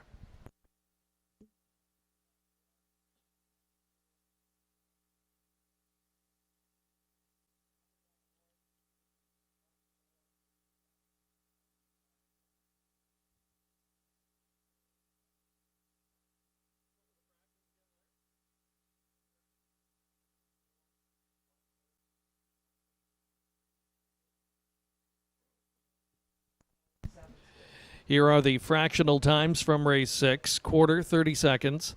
Half, a minute, 4/5. 3/4, 1:30. And the win time, 1:59 and 3. 30 seconds, a minute and 4, 1:30, 1:59 and 3/5. New top 4 finish order is 1-4-8-7.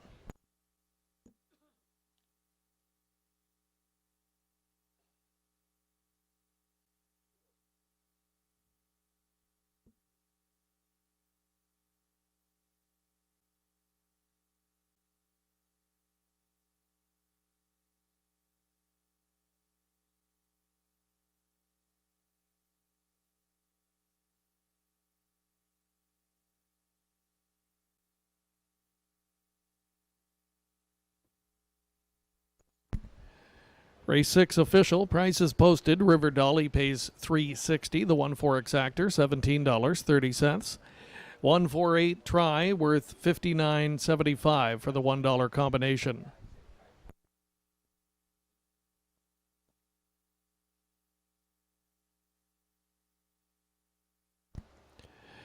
Dollar Superfecta, 1-4-8-7. The winning numbers, 728.10.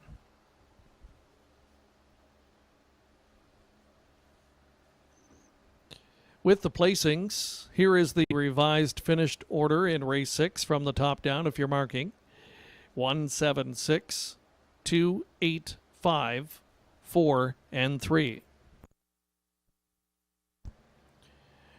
Race 7 is up next. Daryl Thiessen to drive number 7, Mr. Orion. Field of 8 set to go postward next. Exact to try. Superfecta wagering available.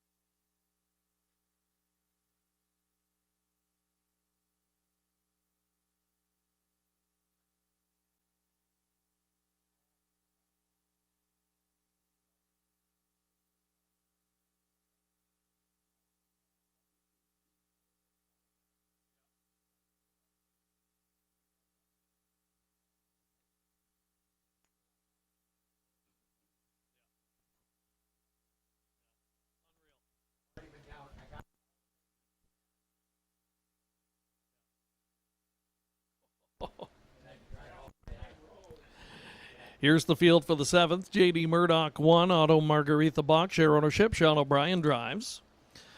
The 2's Dream On, Nick Boyd with the drive for Chamaxpo Racing Stable.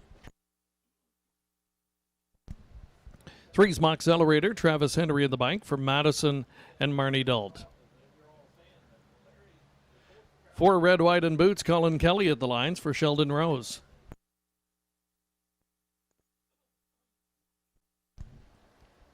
5 Sin City Boogie, Austin Sorey driving for Aaron Waxman.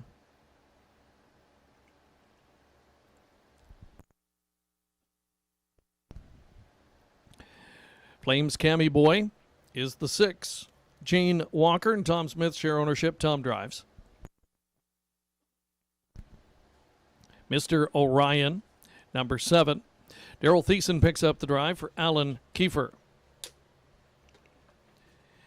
Sandy's Candy completing the field. Brett McDonald with the drive for Kim McNiven. Another full field of 8 set to go postward here. Exacta Tri-Super, all available. With post time just over 2 minutes away. A look at the handicapper selections here for the 7th race. The public on board, number 5 Sin City Boogie at 2-5, and Sugared Oil in full agreement. Major reclassification for this guy. Last time raced non-winners of 37.50 in the last 3. That was at Grand River. That's just a notch below preferred 3 type company, and certainly a much higher class level than he faces here today. But badly beaten and finishing 9th, and that's been the MO in recent starts against better company, but not competitive there. So drop him in for the $7,000 claiming tag today. The horse has not been able to win over the course of 2 full seasons now, and that encompasses 42 starts. And sometimes, even with the major class relief, if the form isn't good, they'll struggle to win even at a level like this. So going to be interesting to see a dramatic shift in the odds here. Still a couple of moments of wagering time remaining. Dream On, the number 2. What a difference a year makes. An 11-time winner last season in 36 starts. A model of consistency. Really found a regular home at this claiming level, but always seemed to be competitive. And this season, been a different story. 8 starts, just 1 trip to the winner's circle. It's been a spotty campaign, and just 2 top 3 finishes overall. Did get some time off after being scratched vet sick, requalified, has a start under the belt. Didn't show a whole lot at Grand River. Will need further improvement, but we'll see how much the horse benefited from that start. And Melissa Keith puts that one in the top spot here. Lucarella going to go in a different direction from the other 2. Likes the trailing horse, Sandy's Candy, 12-year-old veteran, the richest money winner in the field with $132,000 made, but another one that has not had his win photo taken in quite some time. Went winless all of last year in 36 starts, 0 for 11 this season. Looks competitive, certainly, and one that could hit the ticket, certainly. I think he's one at 16-1 that you'd want to include in your exotic plays. Hard to put him on top, but the veteran knows how to win. He certainly has done much of that in his career, just hasn't been in recent times. But 1-2, heavily favored. That continues to be Sin City Boogie. Not a lot of really good recent form to go on with any of these horses. Thus, people trying to find something, they're going to the one getting major class relief in the number 5. I'll throw another one in for consideration, Red, White, and Boots, the number 4. His last couple of starts has come at Kawartha Downs and Peterborough over the 5/8 mile oval there, pacing in the 57-58 range at this level of competition. Has been passing some rivals in the final half, and does have some tactical speed. You look a little bit further down the page, this horse has shown gate speed at times, and when he's been able to do that, can work out a trip that puts him into play. That might be the case today. 6-1, I think he's worth a look in here as he leaves inside what many people consider to be the main rival in 5 Sin City Boogie. So just over a minute left to formulate your wagering selections here on a very wide open 7th race. Good luck.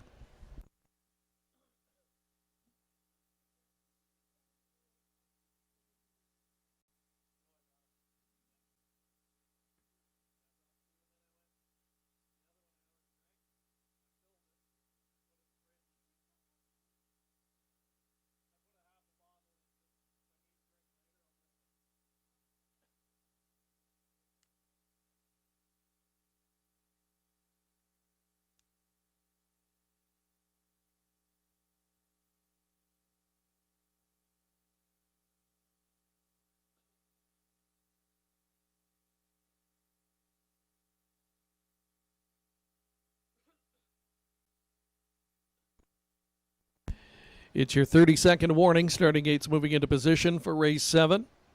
Last chance to wager.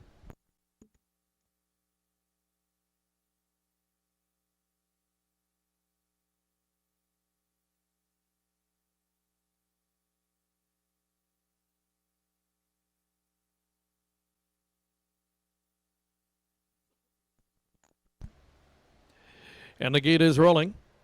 It's J.D. Murdoch with Dream On, Dream On, Moxcelerator, Red, White, and Boots, Sin City Boogie, Flames Cammy Boy, 7 Mr. Orion from the second tier, Sandy's Candy.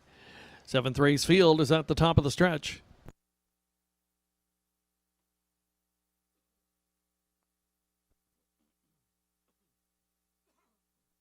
Here they come. And they're off. Red, White, and Boots charged up early. And we'll jet straight to the front here. We'll cross over going into the first turn. Caught 3 wide. And coming on for that second spot early is Moxcelerator. To that one's inside. Dream On, forwardly spotted.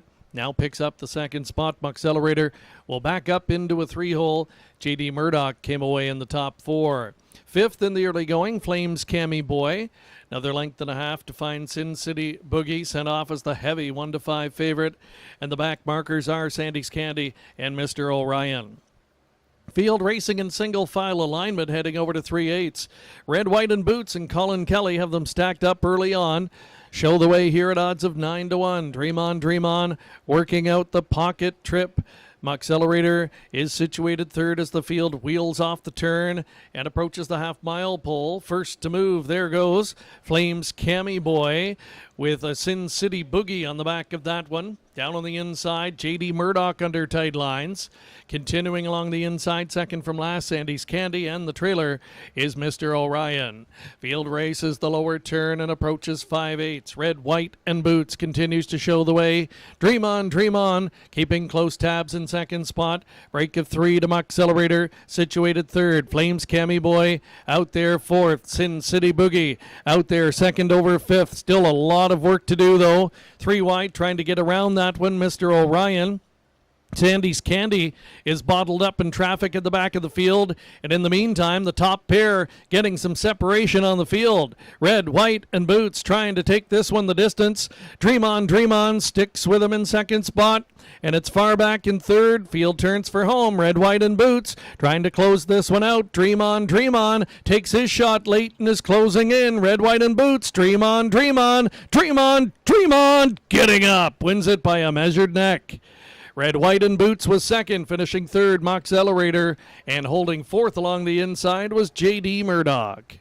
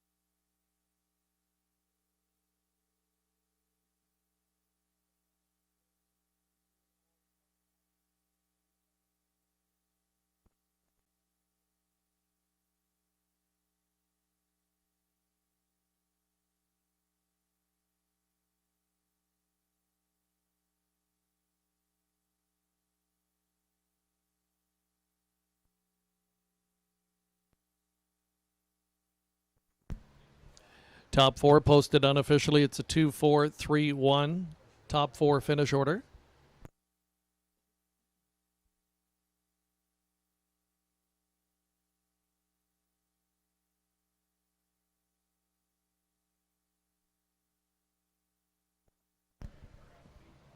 Today's 7th race winner returning is number 2, Dream On.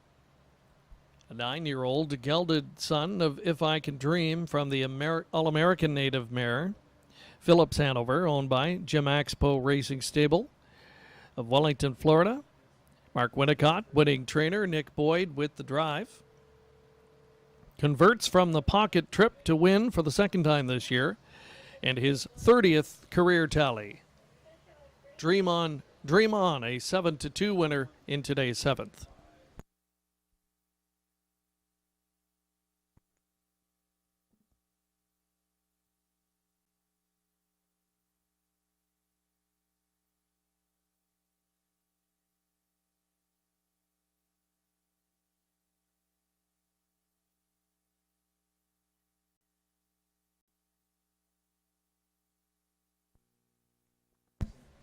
Here are the fractional times from race 7.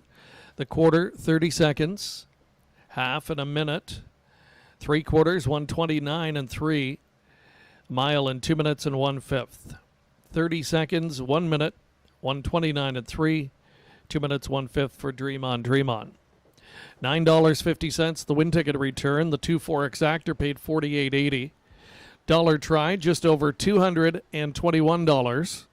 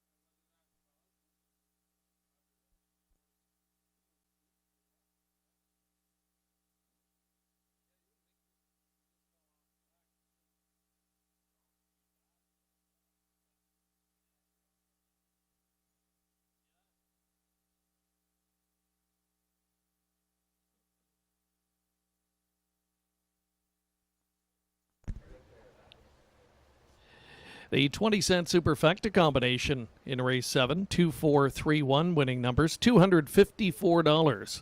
$254 for a 20-cent return. Here's the finish order from the top down in the 7th. 4, 1, 3, 2, 8, 5, 7, and 6. Next up, race 8, second division of the Prospect Series. 3-year-old Colt Pacers, full field of 8 with no changes. 7 minutes to post.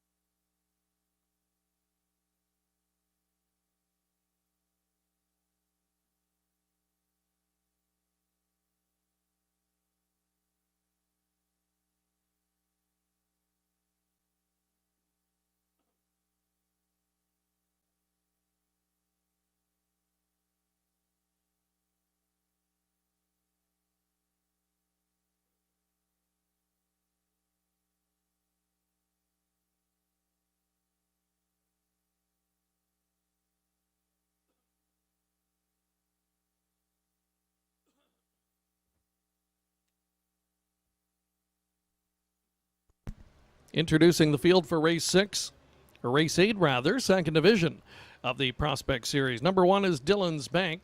Austin Sorey with the drive for Valstar Stables.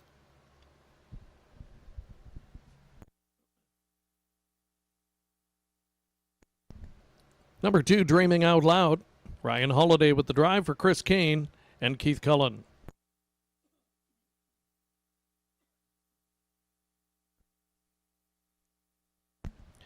Colima, number 3, owned by Bloomingwood Farms Limited. Bruce Richardson with the drive.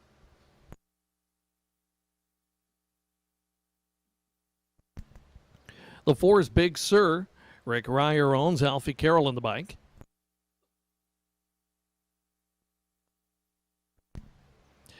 Number 5, our Thinking Monster, Ralph and Sandra Pitt. Sharing the ownership, Jay Harris with the steer. Irish Prince 6, Brad Gray owns. Jason Ryan drives. 7, Modern Rider, owned by Jack Darling Stables Limited. Travis Henry driving. And I'm a Looker 2 will complete the field. The owner is Robert Samara, and it's Tyler Moore with the drive. Good-looking field of 8 in today's second division of the Prospect Series for 3-year-old Colt Pacers per $7,300. Sugared Oil looks for the win streak to continue for Dreaming Out Loud. One of a couple of Thinking Out Louds, in fact 3 in this field. And this guy 6 for 6 this season, including a sweep of both preliminary legs in the final of the Mark Austin Series at Dresden. Used a different approach in winning in those 3 races, so has versatility, plenty of talent, good post to work with, and great form coming in. 3-2, slightly favored at this point in time. Lucarella going 2 doors down. Big Sur's look good this year. Didn't hit the board in 3 last year. It's not a big gym, though. Big turnaround so far. 3 wins and 4 starts and a runner-up finish this season. I'm a Looker 2 is one that I think you have to give a look at here based on the level of competition of late as well. Has been taking on grassroots rivals recently at Woodbine. 2 back, willing to forgive that line. Absolutely horrendous trip on that occasion. Parked through a 54-3 opening half and understandably tired. Raced him much more conservatively in the next start from off the pace. Finished 9th, but only beaten a little over 3 lengths. And individually kicked home in 26-3. It wasn't good enough to get any money, but should get the horse heading back in the right direction and hopefully get the confidence back up a little bit with that type of mile under his belt coming in here today. To the Prospect Series, and again, we talked about it earlier, a series that really is meant to give horses like this that maybe are opting to take a different path, or horses that are struggling at the grassroots level, to give them another spot against horses of a similar talent level, give them that chance to develop at their own pace. And I think certainly a good group here. Really interesting contest coming up here. Colima, I think, is worth a look. The number 3. You get Bruce Richardson driving this guy, coming off his best race to date in the most recent try at Grand River. He was handled much more aggressively and almost worked out for the Colt as he came close to winning it wire to wire in a 156 mile. Big improvement, and I would expect to see that tactical speed on display again here today from that number 3 starting spot, and I look for him to be into the mix here. But I think you could go in certainly 3 or 4 different directions. Dreaming Out Loud, that 6 for 6 record definitely sticks out, though. But because of some other talent in the field, you're getting 2-1, so not a prohibitive price on that one as we near post time. About a minute and a half left to go to make your selections here for a very good-looking division of the Prospect Series coming up next from Clinton.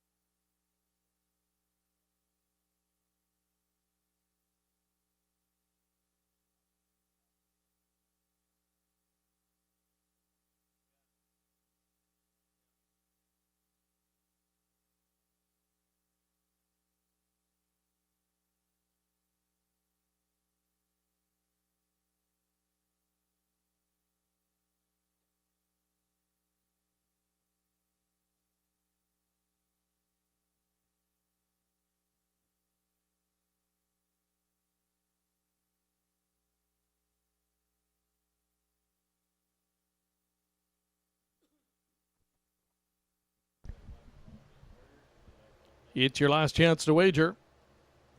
Starter has called them in for the 8th race, second division of the Prospect Pacing Series.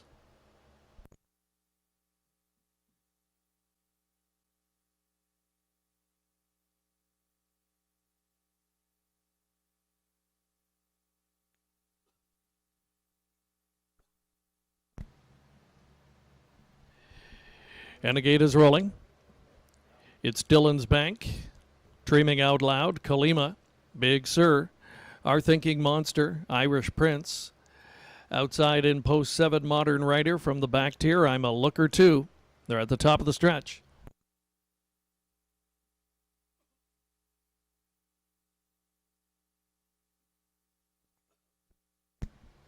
Here they come.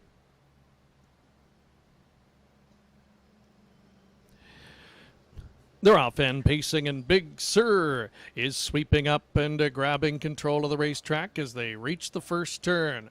Moving up on the outside with a sharp gate move, that's Irish Prince coming away in the second spot. Pushing through on the inside, Dillon's Bank, and up into the top 4, Modern Rider. So the outside post starters got good position early as they go to the backstretch. In mid-pack 5th there's Dreaming Out Loud. Squandering the pocket trip and off stride went Irish Prince, made a costly break early. They passed the quarter pole, and early action popping the 2-hole, Dillon's Bank. Dillon's Bank on the outside. Sorry, trying to wrestle him back into line and gets him to settle in the 2-hole behind Big Sur, who's all alone on the lead here. It's Big Sur showing the way. Dillon's Bank is second, traveling third off the turn. That's a gapped out Modern Rider. Gapping on the inside, Dreaming Out Loud. Heavily favored Dreaming Out Loud has stayed to the inside. So now moving up and on the move. There goes I'm a Looker Too. Thinking Out Loud will try and follow. Kalima is gapped back there in 6th position as they travel the lower turn and approach 5/8. Big Sur the leader. I'm a Looker Too now coming to call on the outside second. Inside third to Dillon's Bank. Inside 4th, Modern Rider still waiting on Dreaming Out Loud. Now starts to hit a better stride, but still a lot of work to do as they race by 3/4 and continuing to lead. That's Big Sur. I'm a Looker Too's trying to reel him in. Thinking Dreaming Out Loud, moving up on the outside, is now taken over third. Still 5 lengths from the tempo setter though. And Big Sur, he looks strong up front. He's still got them by 3 lengths and says, catch me if you can. Big Sur swings off the turn and opens up 5 in the blink of an eye, and he's long gone. It's all Big Sur. Sharp winner in today's Prospect Division. Holding second was I'm a Looker Too. Dreaming Out Loud was third, and 4th goes to Modern Rider.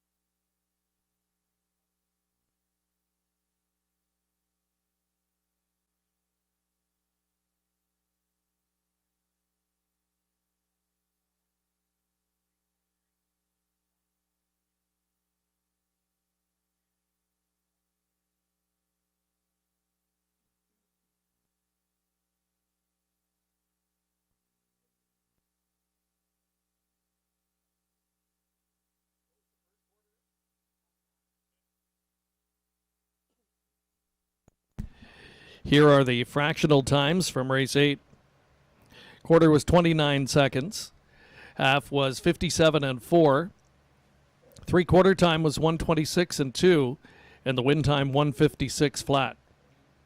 29, 57 and 4, 126 and 2. and the win time 1:56. And here's the winner returning, number 4, Big Sur, 3-year-old gelded son of Big Jim, from the All-American Celeb, a daughter of Pro Bono Best, owned by Rick Ryer of Hanover, Rebecca Geisel training, and Alfie Carroll doing the driving. Win number 4 in 5 trips postward this year. The gelding has certainly come back strong in his 3-year-old campaign and leaves today with a new racing record of 1:56.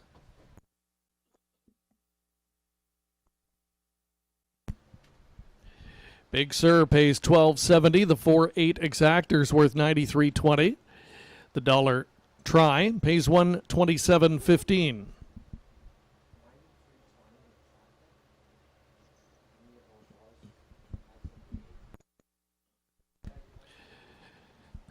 Superfecta for $1 pays out on the combination of 4-8-2 all. 4-8-2 all is a winning superfecta combination for $1, $273.80.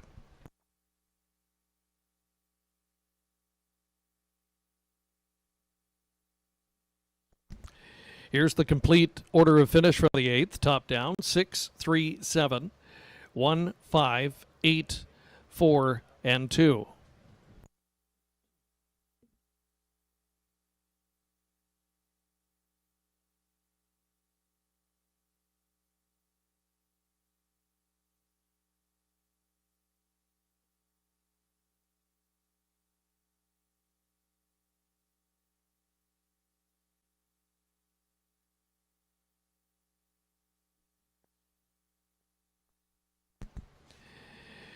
Up next, race number 9. The 9th race, number 2, Blake's Boy, make the driver Nick Boyd. Daryl Thiessen with the drive on 7, Cortez the Killer. And the 8, Danok Dun Perdy, has been scratched. Field of 7 coming up next.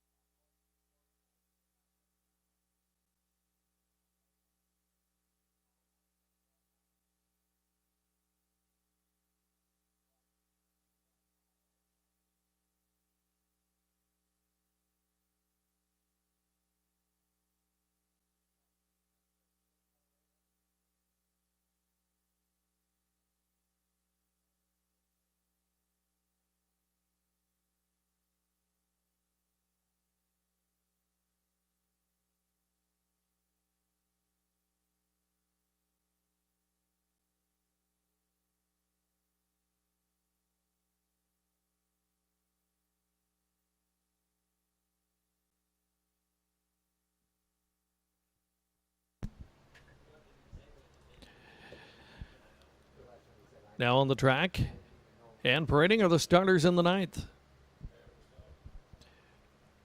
Number 1, Kendall Fresco, Austin Sorey with the drive for Scott, Kim, and Kelly McNiven. Number 2's Blake's Boy, owned by Brydown Farms, Inc. Nick Boyd with the drive.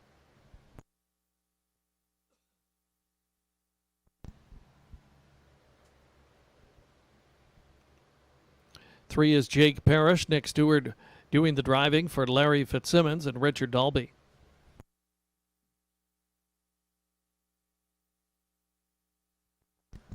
Little Turk, number 4, Brenda Campbell owns. Travis Henry drives.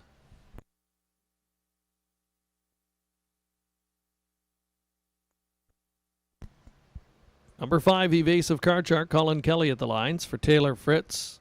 Colin also shares ownership. 6, Barely a Secret, owned by Joyce Empey, the driver, Alfie Carroll. Completing the field, Cortez the Killer, Daryl Thiessen on board for Jeff Williamson. 8, Dinoc Don Pardy has been scratched. Field of 7, set to go postward here in the 9th race. Exacta Try, Superfecta wagering, all available. Look at our handicapping selections for race number 9. Both Sugar Doyle and Melissa Keith like number 3, Jake Parrish. That's stable already with a winner on the program today. I think has a tactical advantage over the 2 to his inside. If Nick Stewart so chooses to go with that option and be aggressive, I think Jake Parrish has a big shot at here. Just inside, Blake's Boy. That one does have the ability to flash early speed. Haven't seen it in a while. Might be an opportune time to try and utilize that approach today. This guy looking for his first win of the season. You're getting a big 12-1 price on that one. Evasive Card Shark, number 5, even money favorite at this point in time. I think certainly an overbet at that price, but has faced certainly a stronger level of competition for much of the last couple of seasons. Only 3 starts into the season. It hasn't really gone his way to this point in time, so in search of some class relief, finally going to get some here today. Will it be enough? We've already seen earlier on the card today a horse that fit that profile dropping to a bottom claiming level, and that still wasn't enough to get him into the win column. Cortez the Killer, I think from a speed perspective, this guy's always had a lot of talent, just hasn't ever been able to really fully put it together for a long stretch of time, but we've seen flashes of brilliance for the son of Mach 3. He did take a fast 151-2 record last season. Again, a spotty campaign so far this year. 2 back, went a big trip at Grand River, parked a long way, just missed in a fast 156 time, then scratched vet sick after that. So really not sure what to expect from him today. Then you throw in an outside post position, but despite all that, the public thinks he has a shot here at 3-1, and I would concur. If the Cortez the Killer that we know brings his A game today, he can win no matter what the post position. So it's a tricky handicapping race here, and makes for some value on the tote board if you can land on the right one in this spot. Jake Parrish 3-1 getting support. Evasive Card Shark, current favorite, and Cortez the Killer continues to get solid tote support outside in post number 7. Good luck with your selections here. The 9th of 12 this afternoon from Clinton coming up next.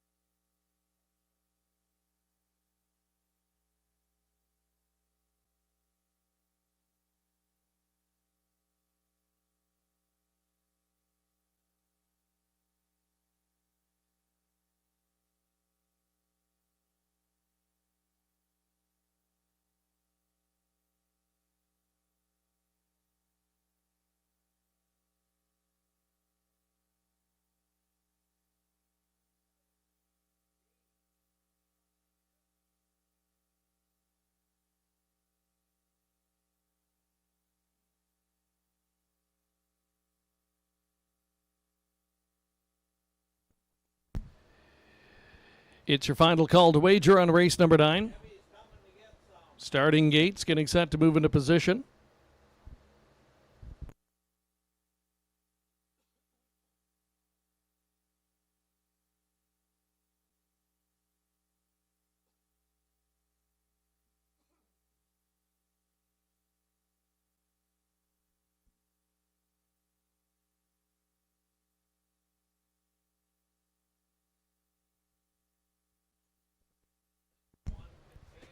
Starting gates in motion for the 9th. Field of 7 moving in and lining up. Kendall Fresco 1, 2 Blake's Boy, 3 Jake Parrish, 4 Little Turk, 5 Evasive Card Shark, 6 Barely a Secret, 7 is Cortez the Killer. 9th race field is at the top of the stretch.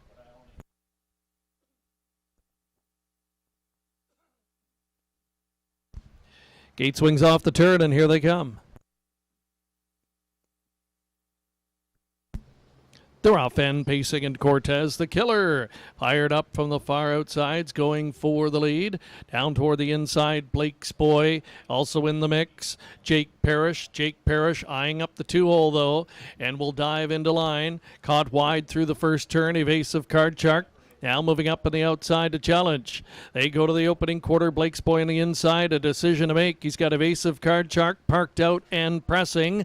And they are tussling past the opening quarter. A headstrong Blake's Boy and Nick Boyd wrestling that one back into the 2-hole. He allows Evasive Card Shark to release to the lead. Blake's Boy now back to second. Jake Parrish watched that unfold from third. Fourth along the insides, Kendall Fresco. Long parked out journey for Cortez the Killer, who tried that leaving move, but he's caught wide in 5th position. Down on the inside comes Little Turk, and at the back of the pack, Barely a Secret will go to the outside and will have some speed to chase. Starting to bunch up now as they travel the lower turn. Here comes Jake Parrish popping out of the 3-hole, and will go after Evasive Card Shark with 3/8 of a mile to go. Blake's Boy continues second. Jake Parrish came to the outside third, but is not advancing. Appears stalled. Through on the inside of that one is Kendall Fresco. Cortez the Killer's backing out of it. 3 wide around that one. Here comes Barely a Secret now starting to close into it. Cortez the Killer trying to get motivated again off the back end, and along the inside, Little Turk. 3/4 put up by Evasive Card Shark. He was stung early, but he's still going, and he kicks away now to a 1.5 lengths. In second spot, that's Blake's Boy. Blake's Boy angles to the outside. Down on the inside, Kendall Fresco from way back and kicking on Little Turk. They're in the stretch. Evasive Card Shark. Blake's Boy off the pocket trip. Comes on by Blake's Boy to win. Evasive Card Shark second. Looked like Kendall Fresco may have been third in the show photo.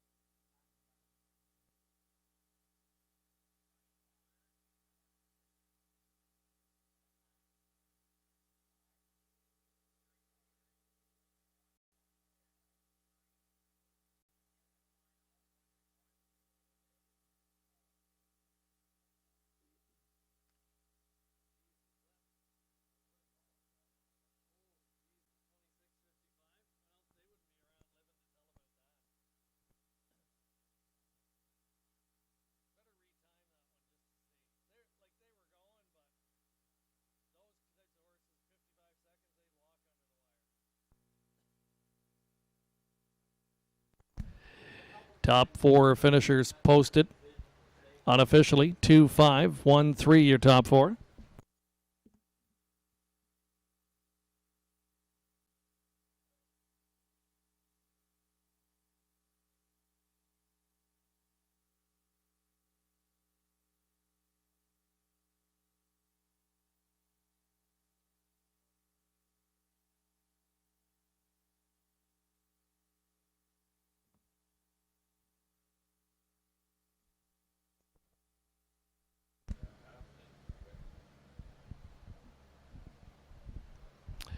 Here's the 9th race winner returning, number 2, Blake's Boy. Bay gelded son, 5 years of royal majesty from the Art Escape mare Escape Girl. Owned by the Brydown Farms Inc. of Clinton. Randy Henry, the winning trainer. Nick Boyd with a driving double on the Sunday afternoon program. Blake's Boy clicking for his first win this season and 6th lifetime. A 12-1 winner in today's 9th.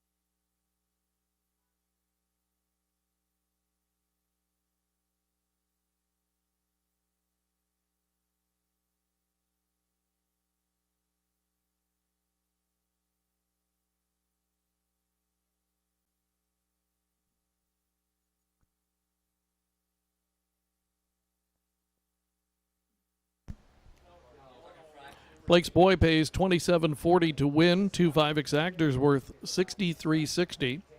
The dollar try pays $136.75 for the 2-5-1 combination.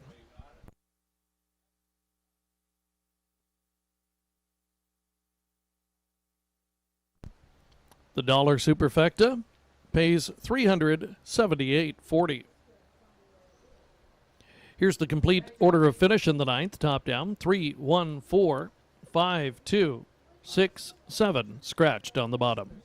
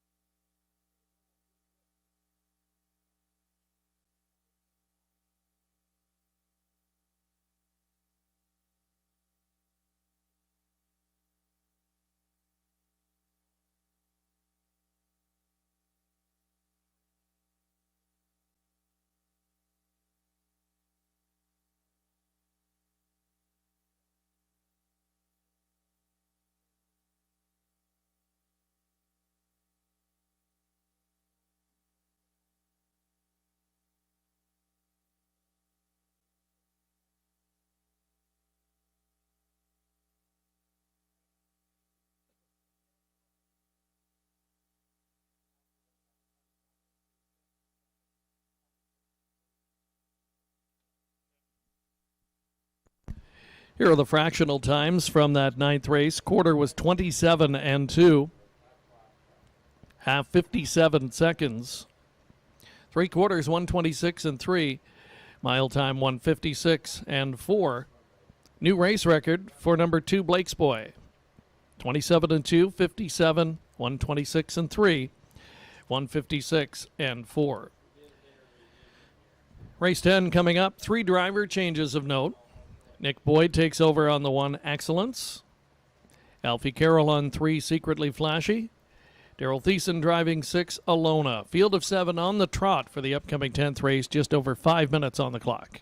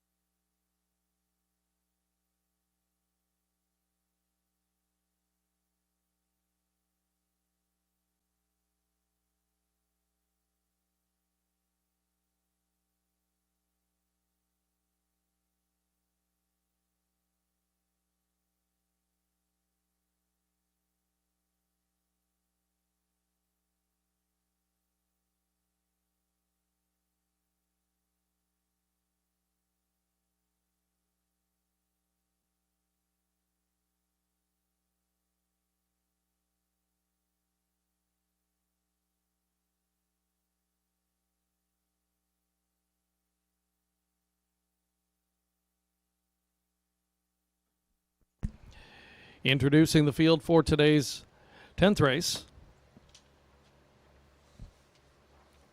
Number 1 is Excellence. Nick Boyd picking up the drive for Triple S Equine.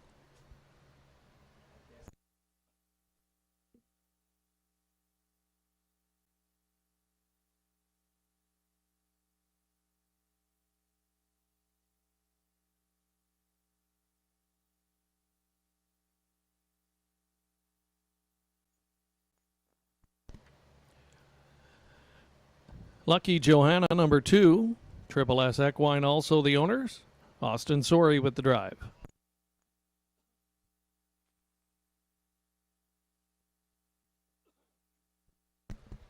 Number 3, Secretly Flashy. Alfie Carroll with the drive for Dennis Morrissey.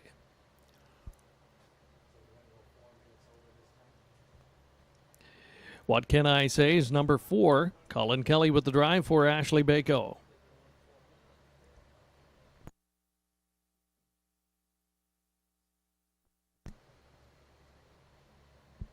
5, Eucalyptus. Mark McCormick, the owner. Travis Henry with the drive.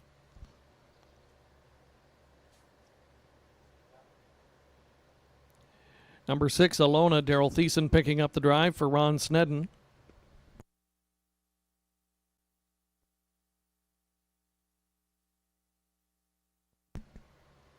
Rounding out the field, Ocean View Deb. Tyler Moore with the drive for Robert Smallwood and Cyril Harvey. Field of 7 on the trot. Exacta, Tri, Superfecta, all available. Just over 2 minutes to post. There's a look at the variance of selections in this 10th race. Another pretty good betting board. Your favorite coming from way out in post 7. And not a top selection at any of our 3 handicappers. Sugar Doyle and Lou have both put that one in the second spot. Sugar likes 4, What Can I Say, on top. And Lou likes next door neighbor number 3, Secretly Flashy. Gets that driver change to Alfie Carroll. And Alfie's had a good day at the office. Already visited the winner's circle today. Good shot here, I think, with this one. Melissa Keith likes the veteran rail starting mare Excellence. And that's the one that I like in this spot. 13-year-old mare, 48-time career winner. Almost $350,000 banked. Yes, she's seen her better days. There's no question about that, but still competitive at this level. And I think a veteran like this mare can really capitalize on the post 1 start today. Driver Nick Boyd picks up the drive. He's had a good day so far. 2 winners on the program so far, and I think a really good opportunity to make it the driving hat trick this afternoon. And if she holds at 5-1, I think that's really a nice price for the number 1 starter, Excellent. So I'm going to give her top billing. Next door neighbor, Lucky Johanna from the Pat Shepard stable, also worth a shot in here. But simply put, one of those races where no matter who emerges victorious, you wouldn't be shocked. Wide open affair here. Nice one to kickstart our final 3 races of the program here on this Sunday afternoon. Still time to wager. Good luck with your selections in the upcoming 10th.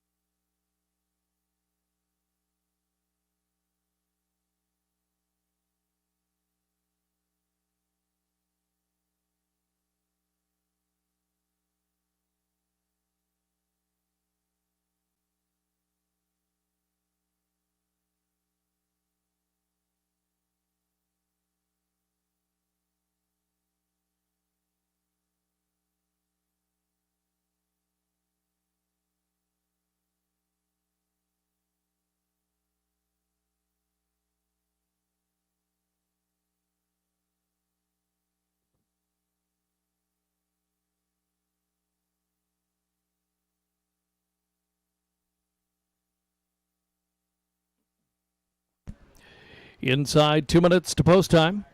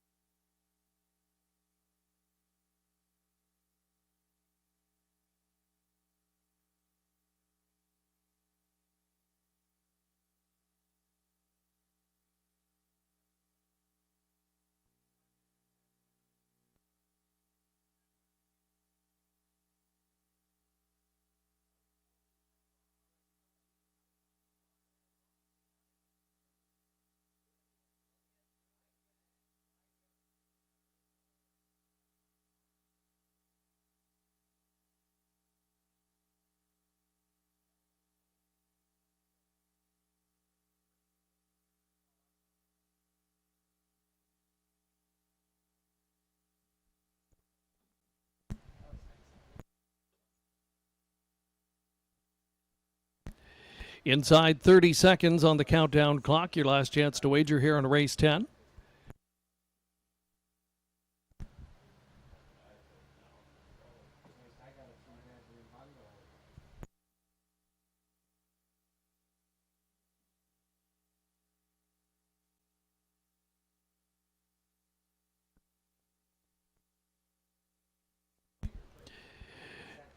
Another really good betting board here on race number 10. Inheriting favorite status as we near post time is Euclid at 6-5. What Can I Say taking late tote support at 2-1. Ocean View Deb was the early favorite in the wagering, the 7. She's drifted up to 9-2 as the starting gate gets underway. Field of 7 trotters moving in and lining up. 1 is Excellence, 2 Lucky Joanna, 3 is Secretly Flashy, 4 What Can I Say, 5 Euclid, 6 Alona, 7 on the outside, Ocean View Deb. They're at the top of the stretch.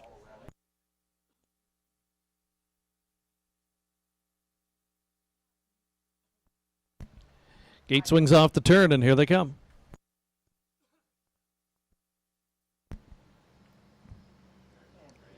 And they're off stride right at the start. Will trying to leave with Secretly Flashy, who squandered a good beginning. Good start for What Can I Say, going straight to the lead. What Can I Say takes them through the first turn, parked and depressing. That's Euclid as they travel through the first turn. Coming away in third spot is Lucky Johanna, and showing up fourth, Ocean View Deb. Sluggish start at the inside for Excellence, who shows up in fifth position. Sixth one is Alona, trailing after the miscue, Secretly Flashy. They all have spots now on the pylons, passing the quarter. It was Euclid and Travis Henry making the lead. Sent off as the 8-5 favorite. They lead over to 3/8. Pocket Sitter, that's the second choice. What Can I Say, with Lucky Joanna keeping close tabs in third position. And now comes to the outside, so Ocean View Deb will latch onto good-looking cover as they straighten up toward the half-mile pole. Excellence is gapping along the inside there, fifth. Sixth and getting underway is Alona, and the trailer with a half-mile to go, Secretly Flashy. Top pair are eyeballing each other as they travel the lower turn. Lucky Joanna now right up on even terms with the tempo setting Euclid, and they travel heads apart to 5/8. Inside, still holding third is What Can I Say. On the cover out there, fourth, but gapping at this point is Ocean View Deb. Excellence, not today for that one along the inside. Moving up wide of that one comes Alona, and the trailer Secretly Flashy. Passing three quarters, Euclid is holding Lucky Joanna at bay. The lead is back out to a full length now. What Can I Say is trying to re-rally along the inside. Ocean View Deb trying to make a three-wide move here and has 3 lengths to make up if she's to win it. They're at the top of the stretch, and it's Euclid trying to take it the distance. Lucky Joanna still plugging away. What Can I Say reemerges in the pocket, now swings out for the drive, but Euclid has found another gear, and Euclid is a gate-to-wire winner. Finishing second, What Can I Say, close for third between Excellence and Lucky Joanna.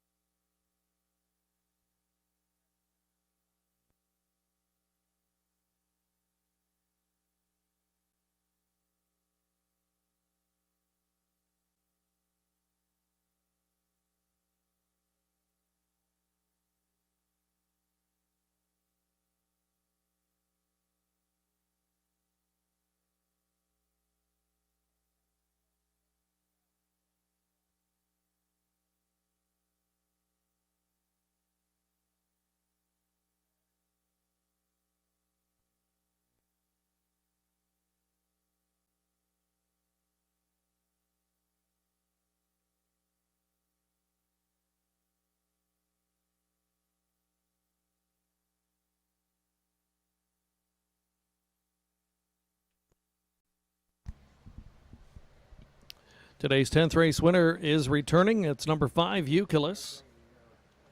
9-year-old gelded son of Ken Workington from the burnt Hanover mare Timel Francesca. Mark McCormick of Guelph owns and does the training. Travis Henry with his second winner on the Sunday afternoon program. The veteran picking up his first win of the 2020 season, 29th career tally for Euclid, victorious in this afternoon's 10th.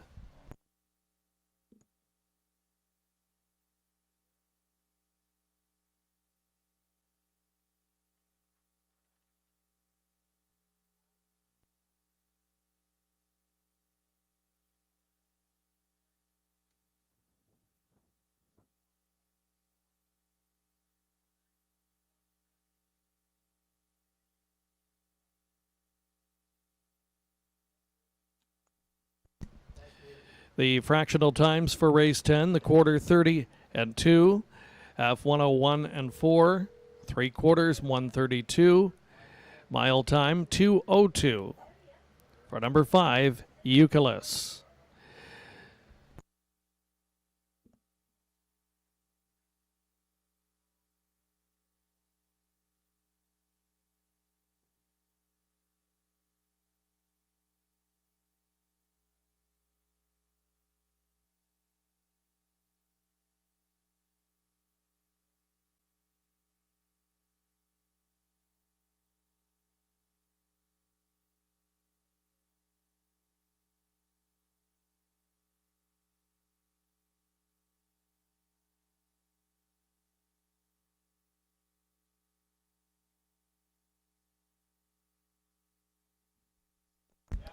Results official. Prices are up. Euclid pays $5.30.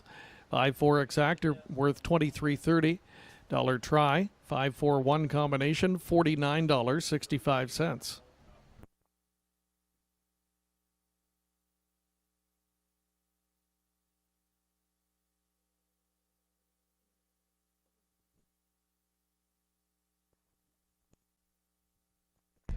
The $1 superfecta 5-4-1-2 combination $92.75.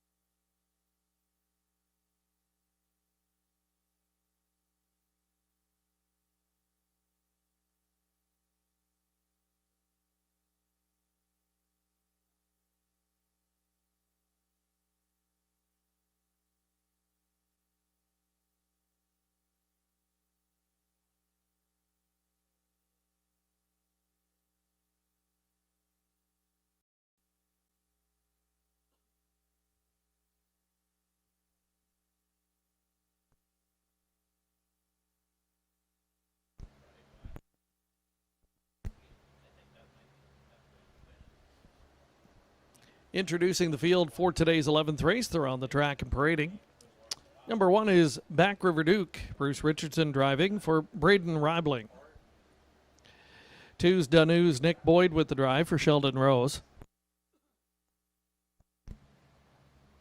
Number 3, Tara Manuan. Joyce Empey and David O'Brien co-own. Daryl Thiessen with the drive.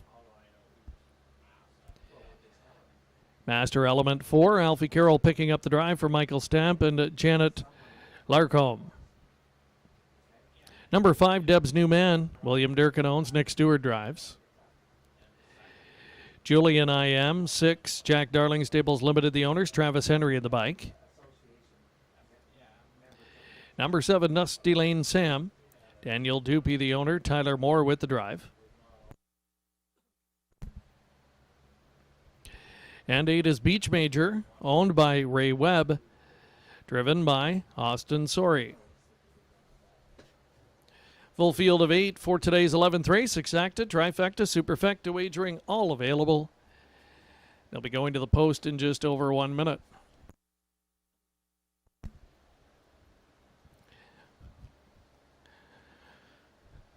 The talk of the tote board right now in this 11th race at 4-5 is number 1, Back River Duke, a winner here 3 back from the trailing tier. Had post 5 next time out, put up a big first half, got caught up in a bit of a speed duel and into a big mile, and came up against a red-hot Tashiki in not only that start but then a subsequent race, and finished runner-up to that one last time. So good bounce back after faltering to 5th the start prior.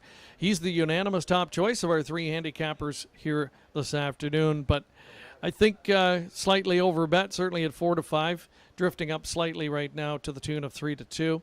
Julian IM, to me, figures in here, certainly on talent. It's just a matter of navigating the number 6 starting spot. Here's a horse that when up near the front is usually effective, and that was the case last time over the 5/8 mile oval track in Sarnia. The horse got to the lead on that occasion and did not look back, and won rather easily in 57-3. So I think a nice Bravening type win for this guy should set him up well in this spot today. So the start, as it often is on half-mile tracks, will be critical, I think, to a good result for Julian IM. From the trailing tier, Beach Major is one that I thought would be a little bit lower than 10-1 currently offered up, so I think there's value there. Definitely figures at this class level, getting some reclassification today to this $7,000 conditioned claiming event. And with any kind of trip scenario, I would watch for him to certainly hit the ticket. Good chance to beef up those exotic plays. I'll throw one more into the mix that I think factors on your ticket, certainly, is Tara Manuan, number 3. With that good gate speed, I expect to see this one getting away somewhere in the top 3, and should be able to tag along and be heard from in the late stages. Hasn't been able to find the winner's circle in the last 2 seasons, but often does hit the board. Good luck with how you play Race 11. You have less than 2 minutes left to make your selections.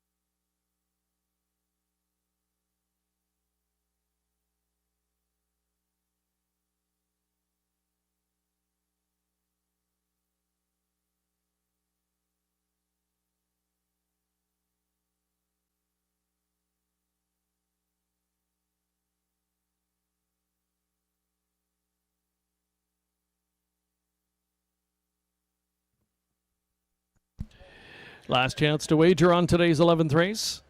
Starting gates moving into position. Field of 8 getting set to go postward, and Back River Duke continues to be the betting favorite right now at odds of 6-5. Julian I Am getting solid support, 5-2 for that one in post 6, an 8-time career winner. And also getting a good look is number 3, Terra Manuwan, 3-1, despite not hitting the winner's circle in the last 37 starts over 2 seasons.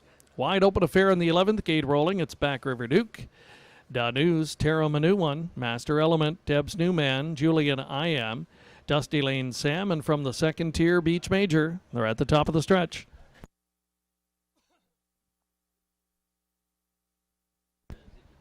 Here they come. They're off and pacing. Terra Manuwan is firing fast from post 3 and will lead to the first turn. Julian I Am hustled up on the outside. Grabs that second spot, goes after the lead, down on the inside and away third. Back River Duke as they straighten up toward the opening quarter. Danews got away in fourth position. Then traveling back there in fifth is Dusty Lane Sam, and already popping out of third and going on the offensive. That's Back River Duke and Bruce Richardson coming after the lead as they race into the far turn. Julian I Am going to stretch him out a bit, finally releases him to the front, so back to third. That's Terra Manuwan. Staying put for the time being fourth is Danews. Fifth and getting underway. There goes Dusty Lane Sam, and he's going to flush cover as Terra Manuwan now starts to the outside from third. Back there watching it from sixth is Master Element. Then it's far back to Beach Major, who's under urging, and the trailer with a half mile to go, Deb's New Man. Passing the half, they race to the lower turn. Terra Manuwan hustles up on the outside and goes on the offensive against Back River Duke, who responds. Back River Duke trying to fight back against Terra Manuwan. Inside third to Julian I Am. Dusty Lane Sam out there in fourth position, but he's loosely gapped on his cover. Fifth and staying toward the inside, Master Element sneaking up into that top 5. Then back in sixth is Danews. Seventh, Deb's New Man. And trailing now is Beach Major. Past 3/4, they sweep into the far turn, and Back River Duke, the one to try and haul down. Terra Manuwan's going a big one, first over, still pressing on the outside. Julian I Am begging for some daylight back third. Now angles to the outside, and he'll be 3 wide for the drive. In the stretch, Back River Duke, Terra Manuwan, and Julian I Am. Back River Duke, Terra Manuwan with the upper hand, and Julian I Am closing. Julian I Am got there. Terra Manuwan won a huge trip to be second. Up for third, Master Element, fading to fourth, Back River Duke.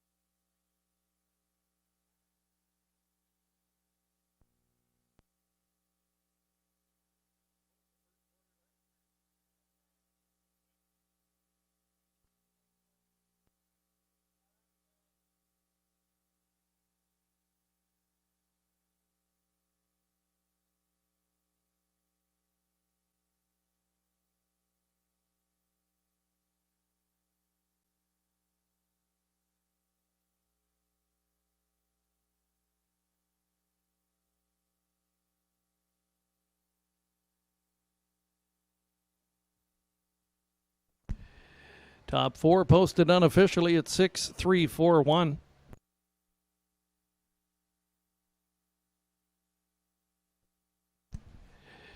And here's the 11th race winner returning. Number 6, Julian I.M., 4-year-old bay gelded son of sports writer from the Sun Beach Somewhere, Mare Beach of a Time. Was bred by the Jack Darling Stables Limited. They also own the Pacer, Jack Darling Training. Travis Henry with another winner on the Sunday afternoon program for Julian I.M. That's his 3rd win this year, 9th lifetime, 159-4 in today's 11th.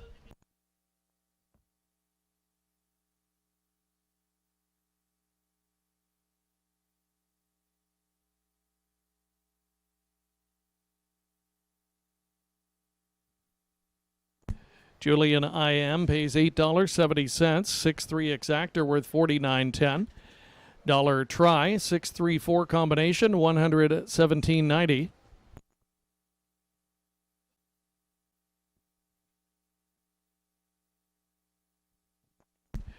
And the 20-cent superfecta paid $140.43.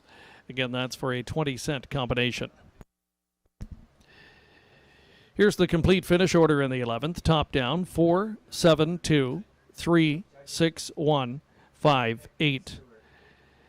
Fractions, quarter 29-3, half 59 seconds, 3/4 129-1, mile time 159-4 for number 6, Julian I.M.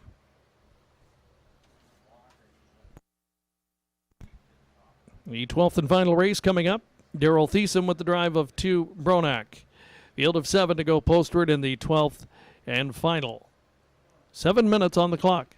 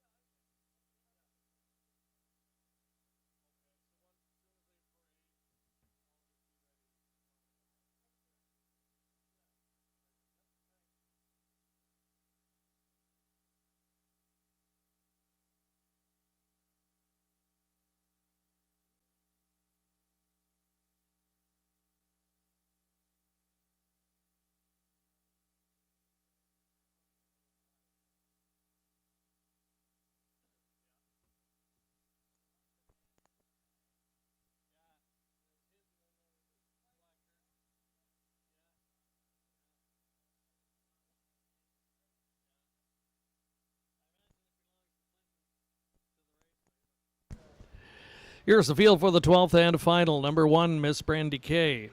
David O'Brien, Rob Sparling, share ownership, Colin Kelly.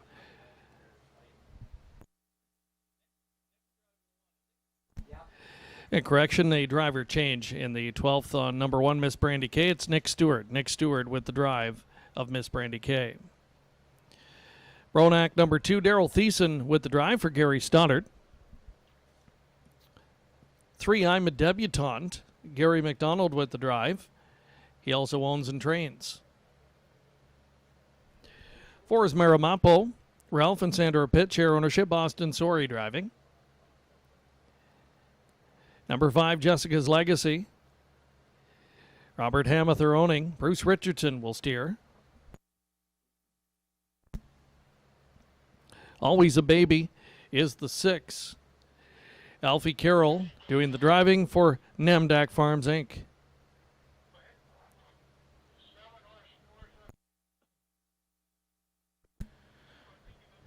And coming out last, Dex the Land.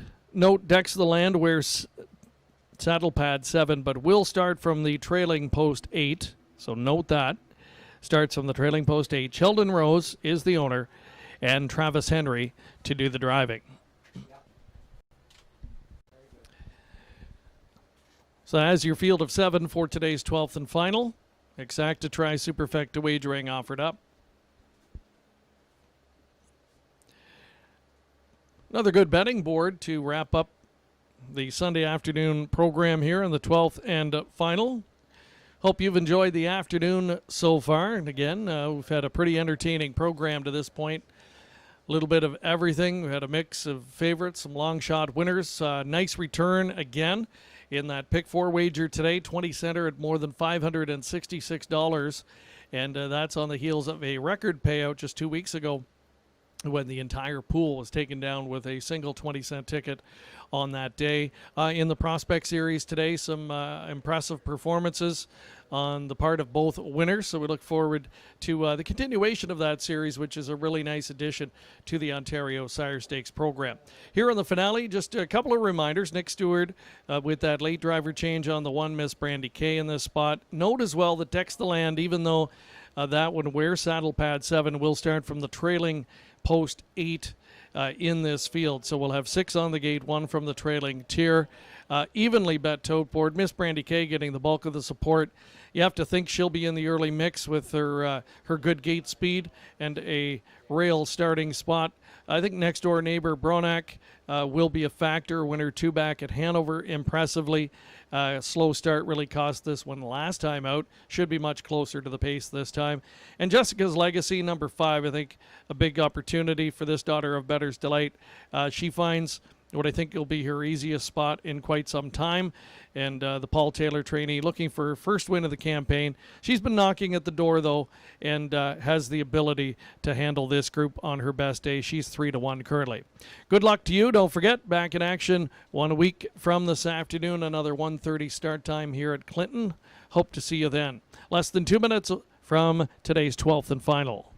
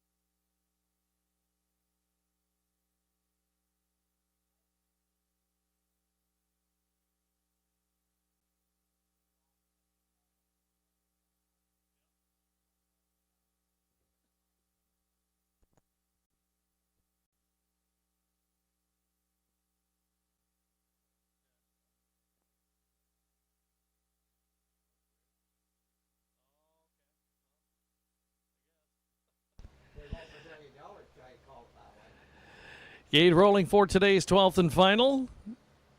Field of 7 on top of the stretch, 6 on the gate. Decks the land, the 7 starts from the trailing tier. Field swings off the turn, and here they come.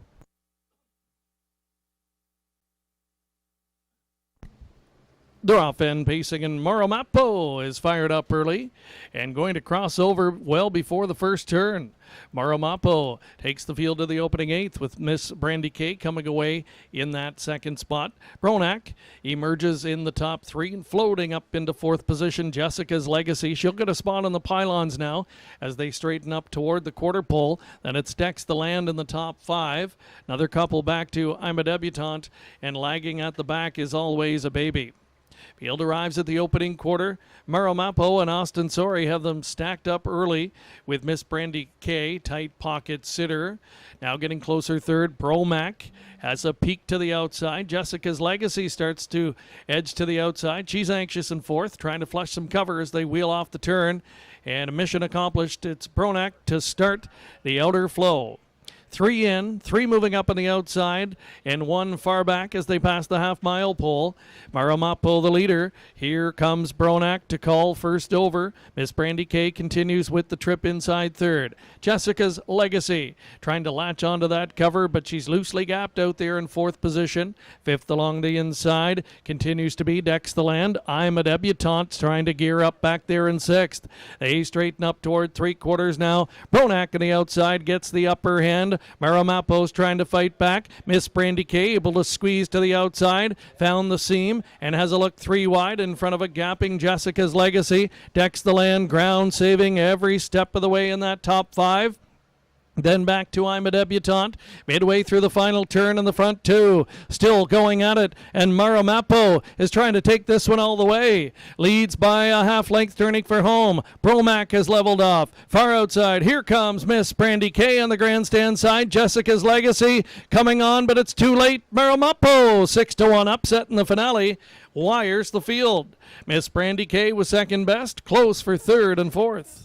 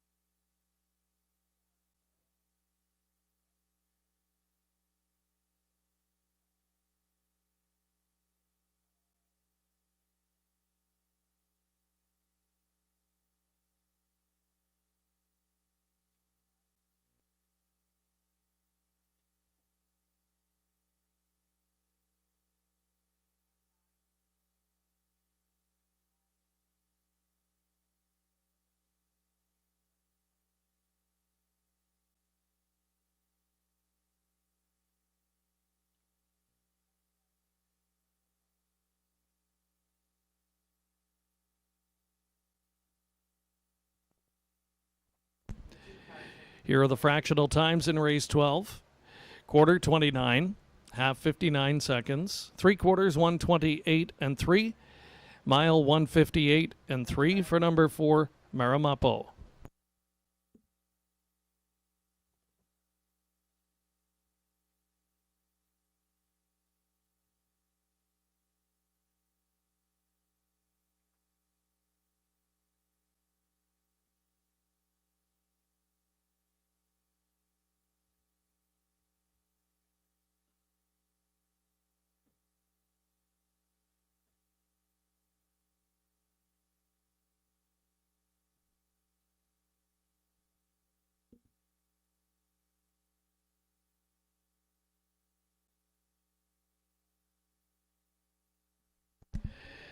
Top 4 finishers posted unofficially. It's a 4-1-2-5 top 4 finish order.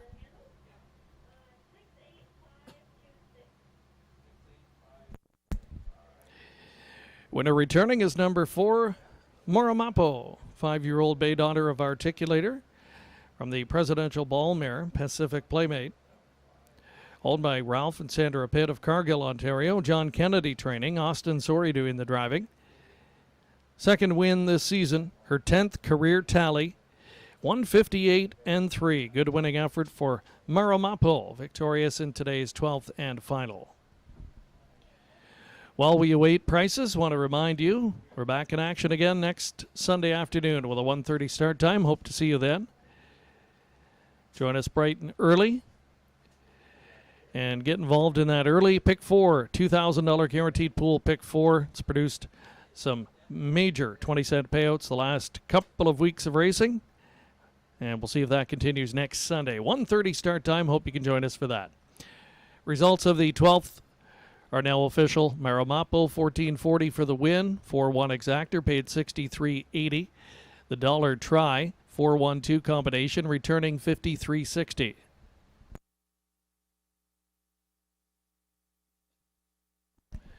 The $1 superfecta paid $171.30.